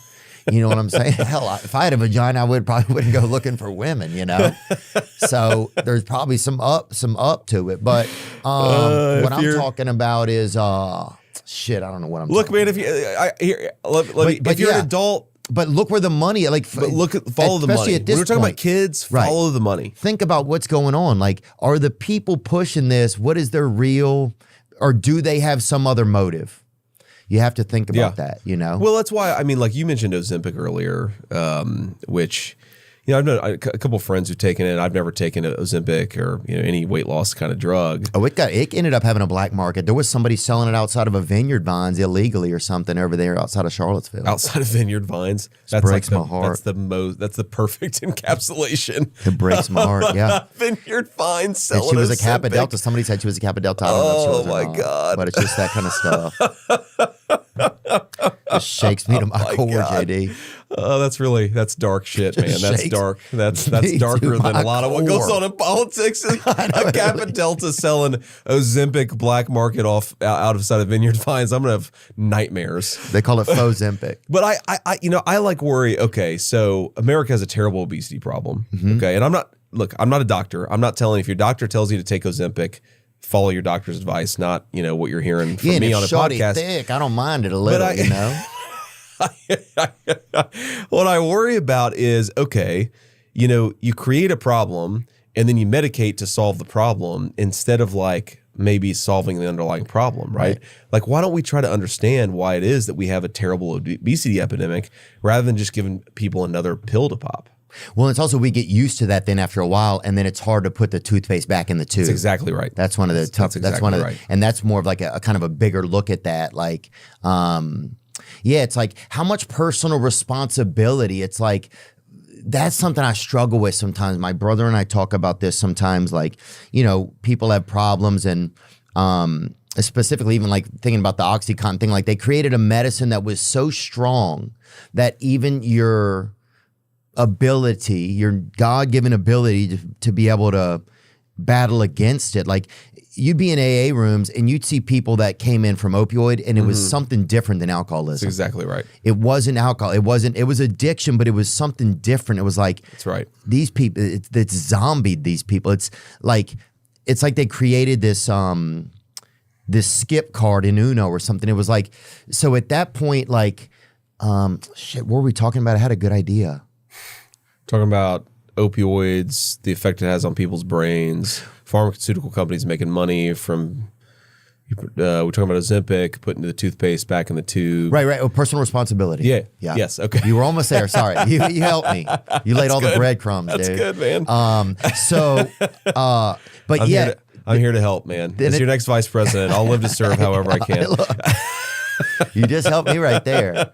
But it's like, but then they created something that was so powerful it kind of exceeded our natural ability to be able to fight against it, right? Yes. So at that point, personal responsibility kind of isn't. It's still there, but it's not exactly fair because you're allowing a company to create something that you can't naturally compete against. It turns you into a zombie, man. Yeah. I mean, it really. Sorry that took so long. My brain is bad. Man. No, it's. I know exactly what you mean, and it's like one thing to sort of take a pill so your pain goes away, or you take a pill because you got a lung infection, the lung infection goes away, or like whatever. When something can so fundamentally transform your personality and your sense of ambition and reward, like what are you It's going not a after? medicine, then. It's not a medicine. It's very very weird. Like that's the thing. It's not a medicine. That is a drug. Yeah. And I mean, my mom, like, to her great credit, man, I don't know how she does this because look, there are some things where you really do need a strong pain medication, right? And I forget something that happened a couple years ago where they were like, maybe she had some infection, but they really wanted to give her Oxy. And she was just like, no, I refuse to take it. So for a couple of days, I mean, she was in agonizing pain, but she just took Advil, took Tylenol, and she was fine. Yeah. And she persevered through it. But man, you're right. The stuff, it just, yeah. It's like it changes not just your personality, but it changes whether you can take care of yourself and other people, right? Like for most normal people, there's this thing where it's like, oh crap, I'm not taking care of my kids. My kids need me. I got to change something, right? Yeah. But if you're on opioids, it's like it flips a switch off where, yeah, I'm not taking care of my kids, but maybe I don't give a shit because the drugs have so affected my brain. Yeah, I think that's it, man. And with that, so staying in the health, in like medical and healthcare thoughts. Yeah. One of the major, and I wrote this down so I could say it clearly, and to just save everybody time who's listening. One of the major bipartisan issues that's plaguing Americans is the healthcare system, which has become outrageously expensive. Right? Sure. It's unaffordable. It's inaccessible by millions of Americans. We're overpaying hospitals and insurance companies that hide their prices. Yes. And they charge us whatever they want. Yeah. Patients overpay, workers overpay, companies overpay, the taxpayers overpay. On this podcast, Bernie Sanders came on and he stressed the need for healthcare price transparency. Donald Trump did the same thing. He had an executive order. Yeah. I think it's still in place that demands price transparency. Mark Cuban stressed the need for healthcare price transparency. How do we not have real prices and transparency in healthcare, knowing that it's exactly what America needs so that our healthcare system will be honest and affordable and accessible? Yeah. Well, you're right that we should have it. And the reason that we don't is unfortunately because there are a lot of powerful people who get rich off of keeping these things secret. And so they don't want transparency. They don't want sunshine. You can say Chuck Schumer if you want. I won't say it. Well, I mean, look, you're right, though. Like, obviously, Bernie and I are on the same team politically, but there are some healthcare things like price transparency where actually I think he and President Trump are both right that there's nothing that you go to Starbucks, right? You buy coffee. You know how much you're getting. You know how much it's costing you. I remember when my wife, I think it was her second baby, where you get like pain medications when you're delivering a baby, at least most people do, because it's like a very painful experience. Yeah. And there was some weird thing where the doctor that she chose was out of network and she didn't realize, you're not checking whether the doctor's in network at the time, right? You just sort of choosing a doctor. And then we come home and we have like a $15,000 unexpected bill because she chose the wrong doctor an hour before she delivers a baby. And it's like, this is totally crazy. And we're in a situation where that was not a big deal for us. We were able to afford it. But think about like a normal middle-class family goes and has a baby and comes home to a medical bill that's like a fifth of their entire take-home pay that year, right? That's crazy. Oh, the number one cause of bankruptcy in America is medical debt. Yeah. It's a huge problem, and I think the price transparency is a big part of it. But you ask, like, why hasn't it happened? It's because every time that we try to force price transparency, the service providers, the insurance companies, or the pharmaceutical companies don't actually want that transparency.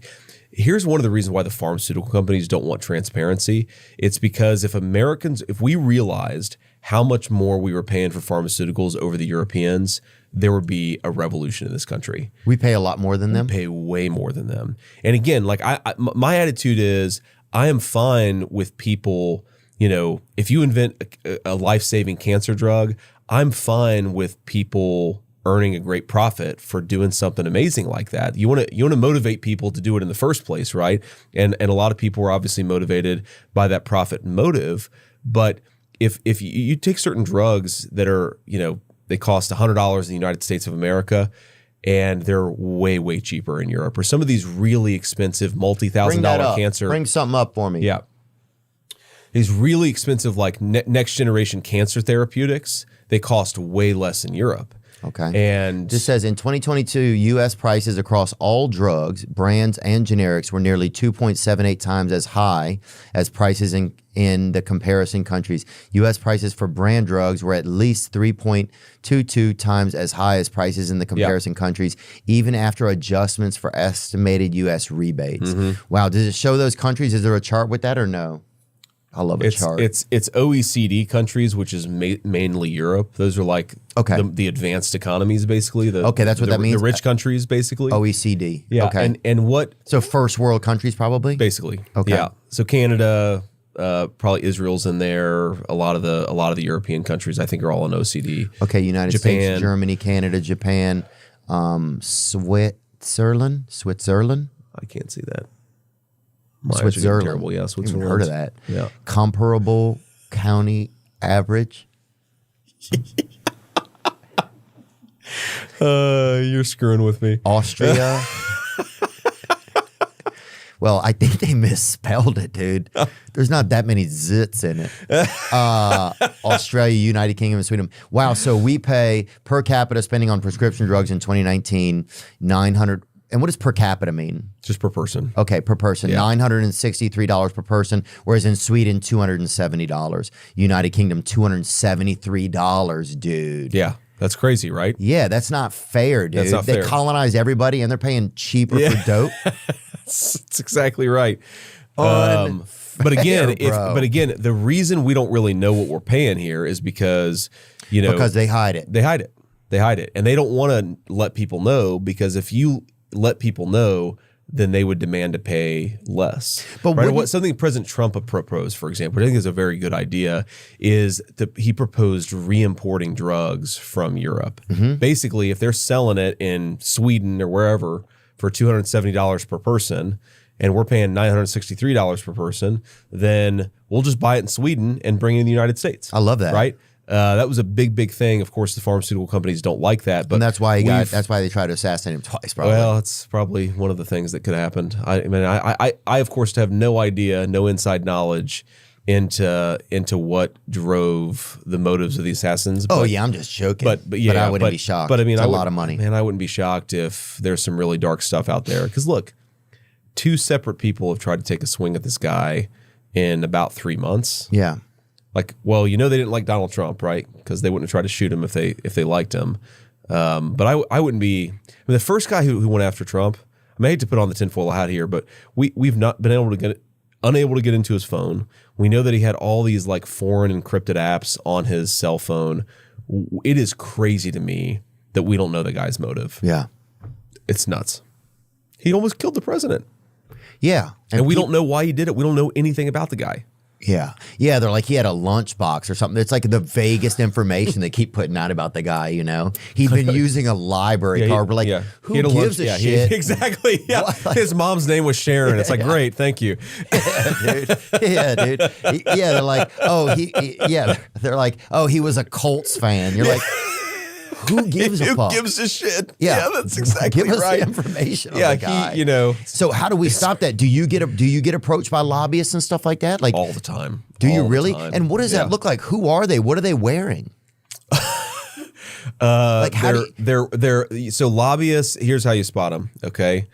They're always wearing poorly fitted suits with extremely ugly ties. So if you go out and you see a guy with a poorly fitting suit and extremely ugly tie, he's definitely a lobbyist. Okay. It's like in Happy Gilmore. He's a lobbyist for big fabric, huh? It sounds like.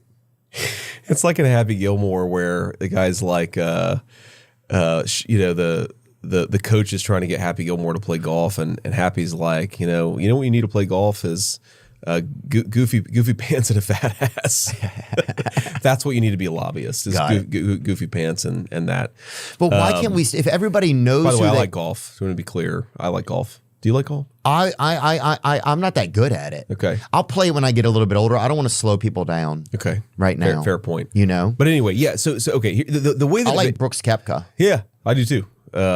He's cool. Yeah, he seems like a cool dude. And I like that girl that smokes that plays, dude. Puffer McGavin or whatever her name is. I have eyes only for one woman, Like, Theo. I've only my wife. Yeah, no, I like her. You don't have to know what I'm talking about. Yeah. No comment. No, She's like no the comment. No comment from Senator She's like Vance. the hot John Daly. I know who you're talking about. Yeah, she's like the the hot John Daly. Yeah. So John Daly doesn't really do it for you. No. He's a good dude though. Oh no, I like John, man. I terms- definitely. Oh, if you need a ride in an ambulance, hang out with John. You'll get one in a heartbeat. And I'm just joking. I think it was Tiger But Woods. also, it's true. I've been at 2 places where John's been taken. One time, they came in looking for him. He went out there and was sitting in the shotgun. It's awesome. And they're like, "Where is In he?" the Like, ambulance. Oh my God. He tried to help you guys out. Oh, that is so funny. He's a legend. He's got to he come is a on here legend. soon. He is a But how do legend. we stop Yeah. that if all the senators and Congress people know it? Like Bernie Sanders said, there's 3 times as many lobbyists in D.C. as there are congressmen and senators. Then why don't we get that shit out? Like, or why don't? Okay. Here's Why doesn't it stop? Like, if all you guys know it and everybody's supposed to Yeah. be working for the people, then why doesn't it stop? So I actually think that we're getting a little bit better compared to maybe 10 years ago. And people have no idea how much Washington was just completely run by lobbyists. And, you think about like a guy on the left like Bernie Sanders, but most importantly, a guy on the right like Donald Trump completely blows the existing system up. And this is, by the way, like what I realized, because I wasn't a Trump guy back in 2016. And obviously I'm his running mate now. So I really like him. What people don't realize is back in 2016, how much lobbyist money and influence there was that wanted to destroy Donald Trump. They hated the guy because he didn't owe anything to them. Right. He didn't come from the existing political process. And if you look at some of the younger guys who have come in, we're much more just open about the fact that lobbyist influence is out there, right? You can't be in DC without running into these people, but you got to be honest with people like, I'm not going to let this person write a piece of legislation for me. I'm not going to let this person dictate how I vote. And yeah, I've gotten definitely some criticisms from the lobbyist groups in DC. Some of them will say, well, we don't know if we can trust this guy. And that's fine with me. I'm okay. I'm if okay a with lobbyist them can't trust you, exactly fucking good. Then Exactly. You're doing your job. That's exactly right. That's my exact attitude towards it. They don't know if we can trust you. Who gives a fuck? Exactly. That's exactly right. But that is how the town works, is that if you come in and you don't always take their meetings, you don't always do what they want you to, then they'll start whispering about you, and then they can get articles written about you. They can have people say bad shit about you. This is why people call it the corporate media, is if you pick up a story in the Washington Post and you read it, and here's this anonymous source said this anonymous source said that, there is a 98% chance that the person who's attacking Donald Trump is on the take somehow. For sure. Whether it's a lobbyist or whether it's a political Attacking consultant, anyone. it's all dishonest, money laundering bullshit. That's Yeah. all DC ultimately is people who get paid to offer an opinion instead of having a real opinion. Here's the thing that I think we need to fix structurally about this. So let me give you an example. My Senate staff has probably 40 or so people. And, all extremely good people. My staff tends to be a little bit younger because I'm one of the youngest. I'm the second youngest U.S. Senator right now. And, like if I wanted to pay my chief of staff $30,000 more a year than what I pay him right now, I'm not allowed by law. So even though I'm a senator and I was elected to represent the people of Ohio, I'm not allowed to control who I pay and how I pay them. It's all sort of set by law. And here's the bigger issue is that if you think about it, a lot of these big important laws are very complicated, right? They've got 800 pages, 900 pages. And I think the laws should be simpler. But if you've got a 900-page law and you've got a bunch of junior staffers who don't know the town very well and they don't make a whole lot of money, then the people who are writing the laws are not going to be your junior staffers. It's going to be the lobbyists. Right. And we've seen this multiple times with legislation that I've drafted where the lobbyists will actually ask to get into like the draft of the law and make changes for you and say, well, yeah, we'll justify. No. I want my staff that works for me to write the laws that I'm drafting. But I actually think that we need to empower senators and congressmen to hire who they want, to make a bigger staff if they want. Because if you think about it, the amount of staff a congressman has, a congresswoman has, is a fraction of the federal budget. I mean, we're talking about like a percent of a penny on the federal budget. And so we could actually give people the staff that they need to be able to actually write the laws and to make sure the lobbyists don't have much influence. And you ask, like, who are the lobbyists? Okay. The lobbyists are the people who are really good staffers, and then the staffers want to buy a nicer house and they want to, start a family, and they can't. DC's a very expensive town. I mean, a 1-bedroom apartment in DC will easily run you $4,000 a month right now, right? It's just a very expensive town. So then those people go and become lobbyists. They trade in their public service for a fat check. And I think that we got to fix something about that pipeline. Right, it's the same thing that happened with OxyContin, and they got the people that were working with the FDA to come and work for them. That's exactly right. That is exactly right. So it happens at our Congress.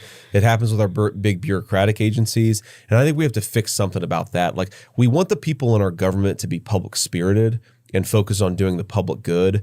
I don't think that this system that we have works very well, where, you do public service for a little bit and then you jump and go make $1 million a year as a lobbyist. Right. No. I think you got to separate those functions much better than you have right now.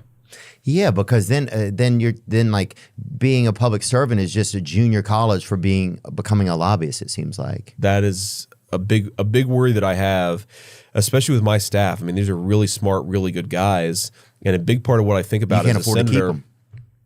A big part of what I think about is how am I going to keep these guys as they get more senior, as they become better at their job, as they become better at figuring out when a lobbyist is trying to sell them a bill of goods, right? That's a skill, right? And you acquire that skill over time. When they can just spend whatever they want when they're the Yankees. That's exactly right. Yeah. Damn. Shit, dude, we're all going to be addicted.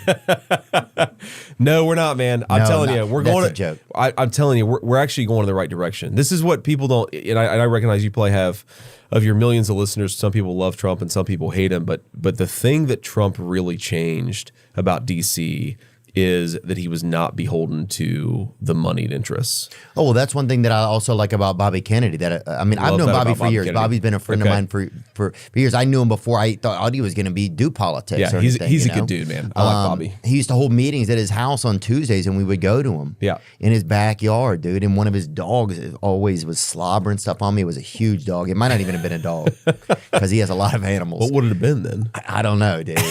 But he's had a lot of animals over the years. And Bobby. And he can afford probably a big animal. What was this baby dog that was slobbering all over Theo? But he doesn't need anything else. He's got a great name. He's got a cool wife. He's always cared about just making people healthy. Is he wrong sometimes on things? Sure, he probably is, just like anybody else. Everybody's but gonna be wrong. I'd rather have somebody just raise their hand and ask questions. Like, absolutely. That's one thing that I just love about him, that he's not beholden to any of these people, The thing that I hate about politics and just media culture in this country right now, man, is people are so afraid of saying anything that's unconventional. They're afraid of thinking thoughts that you're not allowed to think. Like, the biggest ideas come from people who just follow the truth, right? And yeah, sometimes they're going to be wrong. Sometimes they're not going to get everything right. But we've got to stop punishing people like Bobby Kennedy for saying, well, maybe hey, what about this that? Doesn't work. Yeah, hey, what about that? Exactly. Yeah. Like that, hey, what about that is something we have to preserve. And I do feel like we're kind of destroying it. This is, so I'm going to sound like an old man, but this is what I think is really jacked up about social media is, okay, we're all social animals, right? We're all influenced by people around us. Oh, yeah. But look, 30 years ago, an opinion, it would take it many, many days before an opinion became the accepted conventional wisdom. You'd have to be repeated in one newspaper, then repeated in another newspaper, and people would talk about it. Now you can have something happen on social media, it's viral, and 10 minutes later, you've got like the social media feeding frenzy that says, well, here's this thing that I came up with 10 minutes ago. And if you don't agree with that thing I came up with 10 minutes ago, then there's going to be a feeding frenzy attacking you, attacking your family, finding out where you worked and trying to attack your employer for keeping you in a job. Like that is a really jacked up thing to take the normal human social impulse to want to be liked and to, want to make friends, and to put it all on the internet where it operates at like the speed of light. I think there's something very deranged about that. Yeah. Yeah, well, and it's also it's like are you a repeater or are you a thinker? Like, Yes. that's the thing. It's like we get so preoccupied now and so occupied so quickly that we don't even put it through our own filter. That's exactly right. And it's like, and then our filter starts to not even be a filter anymore because it's like, well, nobody's using me. I'm just a pathway now. Yeah. And that's what starts to happen. That's how we all start to become desensitized to everything. And we just become repeaters, right? Right. That's exactly what social media does, is it just turns us all into repeaters. I like that Bobby Kennedy is sort of willing to say, no. I'm actually going to think for myself on this topic. I mean, it is crazy. Why do we have such a terrible obesity problem? Why do we have all these certain types of diabetes are on the rise among children today? It's like, okay, we're the richest country in the history of the world, and children are getting diseases that they didn't get 30, 40 years ago. Like, somebody should be saying, what the hell is going on? Or like, yeah, somebody should, and it should be our leaders, but it feels like there's so much compromisation in there. I mean, dude, do you know? Okay, this is a paper by a Nobel. We'll take a few more minutes. Yeah. Now we're just having fun. But there's a paper by a Nobel Prize-winning economist that talks about the return to education in years of life. And do you know how much? Take a person who's got a 4-year degree versus a person who never went to college. Mm-hmm. Do you know how much longer the person with a 4-year degree lives in the United States of America right now? 7 years. 7 years longer. Yeah. So going to college, you get rewarded with 7 years of additional life. If that doesn't tell you something is seriously fucked up in our country, then nothing will. Right? That is not okay. And it's part of it. It's health.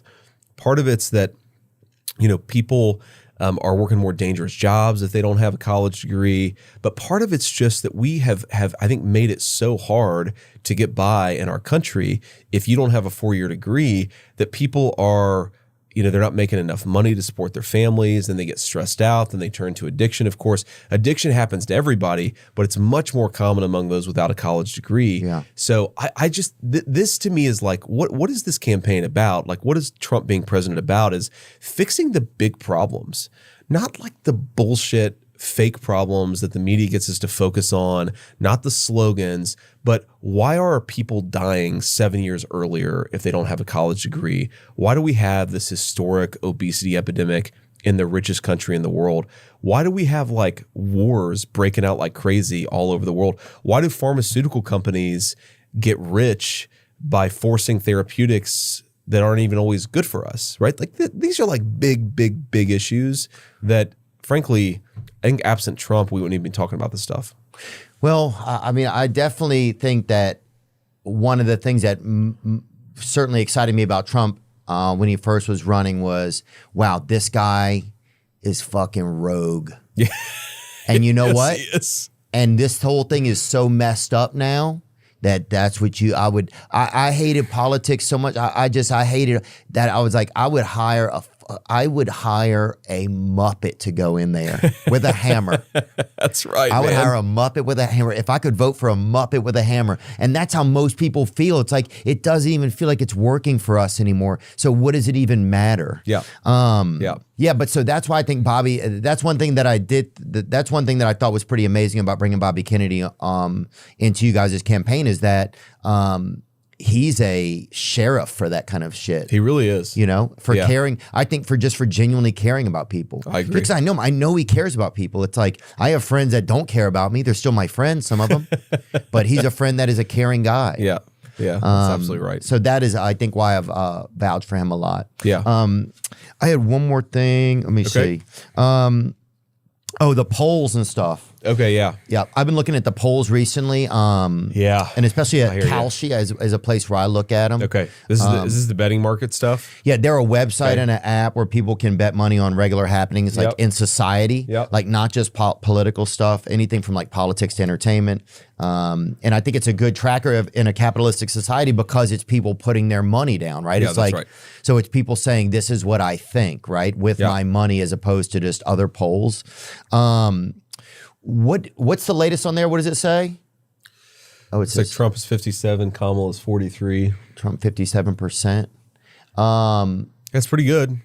Yeah, that's pretty good. Does it say the total amount of money that people have bet or not yet? Oh, it says $32,917,000. Wow, that's a lot of money has been put out there Yeah. on this. It's just, yeah. So that's why I like to follow their stuff, just because it's actually people putting their money down. Sure. What do you think of polls that are out there these days? Do you guys follow these polls? Is that real stuff to you? Like, I know that like they had the Clinton-Trump poll years ago, and they had Clinton who was neck and neck or something, and then it wasn't when it came out. Yeah. Do you guys follow any of that, or is that really part of the daily routine? Not really, man. I mean, I can get you in the weeds a little bit, but I'll try to. I live and breathe this stuff, so I try not to make it too intense. I just don't here, trust a lot of media, so it's here's basically the way. You shouldn't trust polls, whether they're good for us or bad for us. And here's the reason you shouldn't trust polls: is about 10 years ago, every 10th person you called to do a poll would answer. Now it's about 1 in 30 people. Okay, and another important thing is that if you're a Democrat, especially if you're a higher education level Democrat, you're much more willing to answer pollster questions. Where if you're like my family, if somebody called them a stranger and said, "Who are you going to vote for?" they would say "F you" and hang up the phone. Oh, yeah. Right. So the reason the polls has gotten so bad is because Trump voters are less likely to answer pollster questions, and Kamala Harris voters are much more likely to answer pollster questions. So it's very hard to get an accurate sample to give you any sense of what's going on. But do you just believe that, or you're just saying that? I actually believe that. Yeah, no, I believe that. And I've seen it in my own race, for example. I ran for Senate. There were all these public polls that say, the race was tied, or maybe we'd even lose by a few points. And the pollster that I had, who just polls for my campaign, he's actually Trump's pollster too, and he's a very smart guy. And he said, look, the reason these polls are wrong is because they're not reaching voters who don't like to answer polls. And those voters are going heavily for you. So I said, okay, well, how much are we going to win by? And he said, you're going to win by 6 points. And we won by 7 points, right? So he was much more accurate than the public pollsters. Now, you ask, why is he more accurate? Because most of the public polls, they cost $10,000, $20,000. Like if you see a poll published in a newspaper article, $10,000 to $20,000, to get an accurate sample, these guys need to really, it's $60,000, $70,000 because they've got to call thousands and thousands of people to get a representative sample of the American people. So sitting here honestly, I think that chart's about right. I think that we've probably got about a 60% chance of winning. I think the polls would have to be wrong, but they'd have to be wrong in a pro-Kamala direction, where normally they're wrong in a pro-Trump direction. And, we've got 18 days, 17 days, man, and we're just going to do everything that we can to win this race. But you shouldn't believe the polls, basically. Yeah. And I say this right now because the polls are all saying we'd win. That's why it's 57-43. Don't buy the polls. Because here's the thing, okay? It could keep people from voting also. It could keep people from voting, but let's say, for example, that something happened. I don't know what happened, but let's say something happened. There's a fire or something. Where the people who don't want to answer pollster questions are now Kamala voters, right? So you can't trust this stuff. You got to assume that you just got to work your ass off. That's what we're trying to do. President Trump and I are doing multiple events a day at this point. And if you want, in my view, if you want to secure the border, have common sense economic policy, then Donald Trump is your man. And I gotta say, man, something about Kamala Harris, and I know a little bit about you, and I've read about some of your political views. And we've invited her and Mr. Walls to come on. We would love it if they would. Yeah, I'm sure you would. But I hope they will. But like Sean O'Brien, who's the head of the Teamsters. Like one of the things that President Trump has sort of been known for is bringing more working class people into the Republican coalition, right? It's, I think, one of the reasons why he's been very successful politically. If you look at where Kamala is on the big pharma stuff, or you look at where she is on the foreign conflict stuff, she's very pro-war. Or if you look at where she is on things like how do we put tariffs on goods that are imported from China so that you don't have the Chinese undercutting the wages of American workers, right? Or like the illegal immigration thing, it's about fentanyl and drug trafficking, but when you bring in millions upon millions of illegal immigrants who are willing to work under the table, that undercuts the wages of American workers, right? So our own people get poorer And I don't have anything against the illegal immigrants themselves. I have something against Kamala Harris, who lets these people come in. But I want our people to be able, black, white, brown, whatever. I just want our people to be able to work for a solid wage. That doesn't work when you have people coming in like this. Well, some of it is we have to have personal responsibility too, as people running companies, to not hire. I agree. Those people as well. And so you have to enforce that side of it as well. I agree. You got to do both sides of it. I think we got to make it harder to hire illegal labor. We also ought to make it harder for illegal labor to come into the country in the first place. I agree both sides of it have got to matter. But I think that's actually why we're doing so much better among working people, is because they recognize, like, open borders are not good for me, right? Oh, that Fentanyl in my shit's community is not scary, good dude. for me. Like this stuff with pharma is not good for me. And so they have become more open to Donald Trump. And I think that's a very good thing, because I think, look, man, between Bobby Kennedy, me, obviously the president at the top of the ticket, I think we're going to have such a cool administration that's going to try to tackle the big things and not just govern along these bullshit slogans anymore. So, look, I hope that ends up being true, because I think we'll do a lot of good if we win. If you, no matter what happens in this election, do you think you would run again in the future? I don't know, man. It's so hard to even imagine running for anything after this, because I'm so obsessed with winning right now. And, like, I certainly would do another term in the Senate, but that doesn't come up for 4 more years, because Senate terms are 6 years. It's like, whatever, run nationally again. I don't know, man. That's a big thing. It's a big thing to put your family through. Yeah, I can imagine. And I've seen it for 2 months, 3 months now that I've been the VP nominee. To run for that for 2 years, my attitude is, let's get Donald Trump elected and let's fix as much as we can, because then I think the country will be in a much better spot. Like, I don't mean to sound like a doomer, and I just really haven't thought about what I haven't really thought about what I would do in 2028, no matter what. But man, if Kamala Harris is the president for the next 4 years, when we have 4 more years of open borders, 4 more years of not putting tariffs on Chinese imports, 4 more years of the crazy foreign policy that's pro-war all over the world, I really do worry that the country's in a very, very bad spot. So I don't think too much about future politics. I just want to win this race. How many times do politicians say stuff that's just on the trail, and then when it comes time to actually get in office and do stuff, it seems like that person disappears? Me, hopefully not at all. Some politicians definitely say one thing and then don't govern that way, and in the privacy of their actual office. I mean, some of it's negotiation, right? Like, some of it is, okay, so let's say you have a tax plan where you want 10 things to happen, but then to get the Democrats to vote for it, you have to take out 2 of those 10 things. Like, that's just the give and take of governance. But I don't think that's what you're talking about. I mean, what you do see sometimes is people who say something on the campaign trail, even though they affirmatively do not believe that thing at all. And that's just... That's not you? It's dishonesty. It's certainly not me. It's certainly not Donald Trump. I mean, say what you will about Donald Trump, but he just says what he thinks. And I think that's actually one of the reasons why people like him. A lot of people are going to vote for him, I think, also because it's just he's the funniest dude they've ever had in there.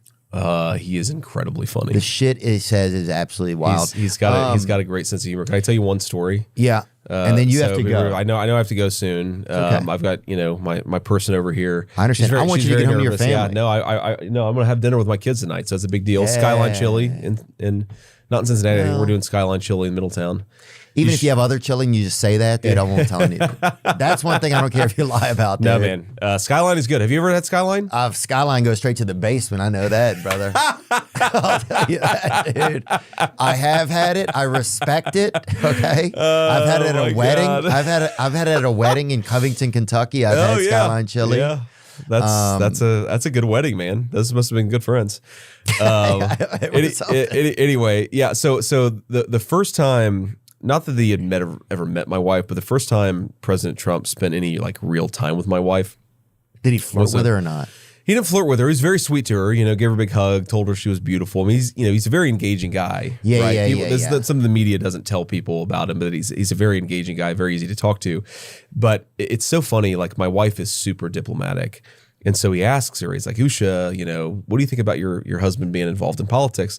And she's, oh, you know, it's nice. I like, you know, supporting him. He really cares about public service, loves the people of Ohio. Just gives a very diplomatic answer. And then he kind of chuckles and says, yeah, my wife hates it too. And it just like broke the ice perfectly.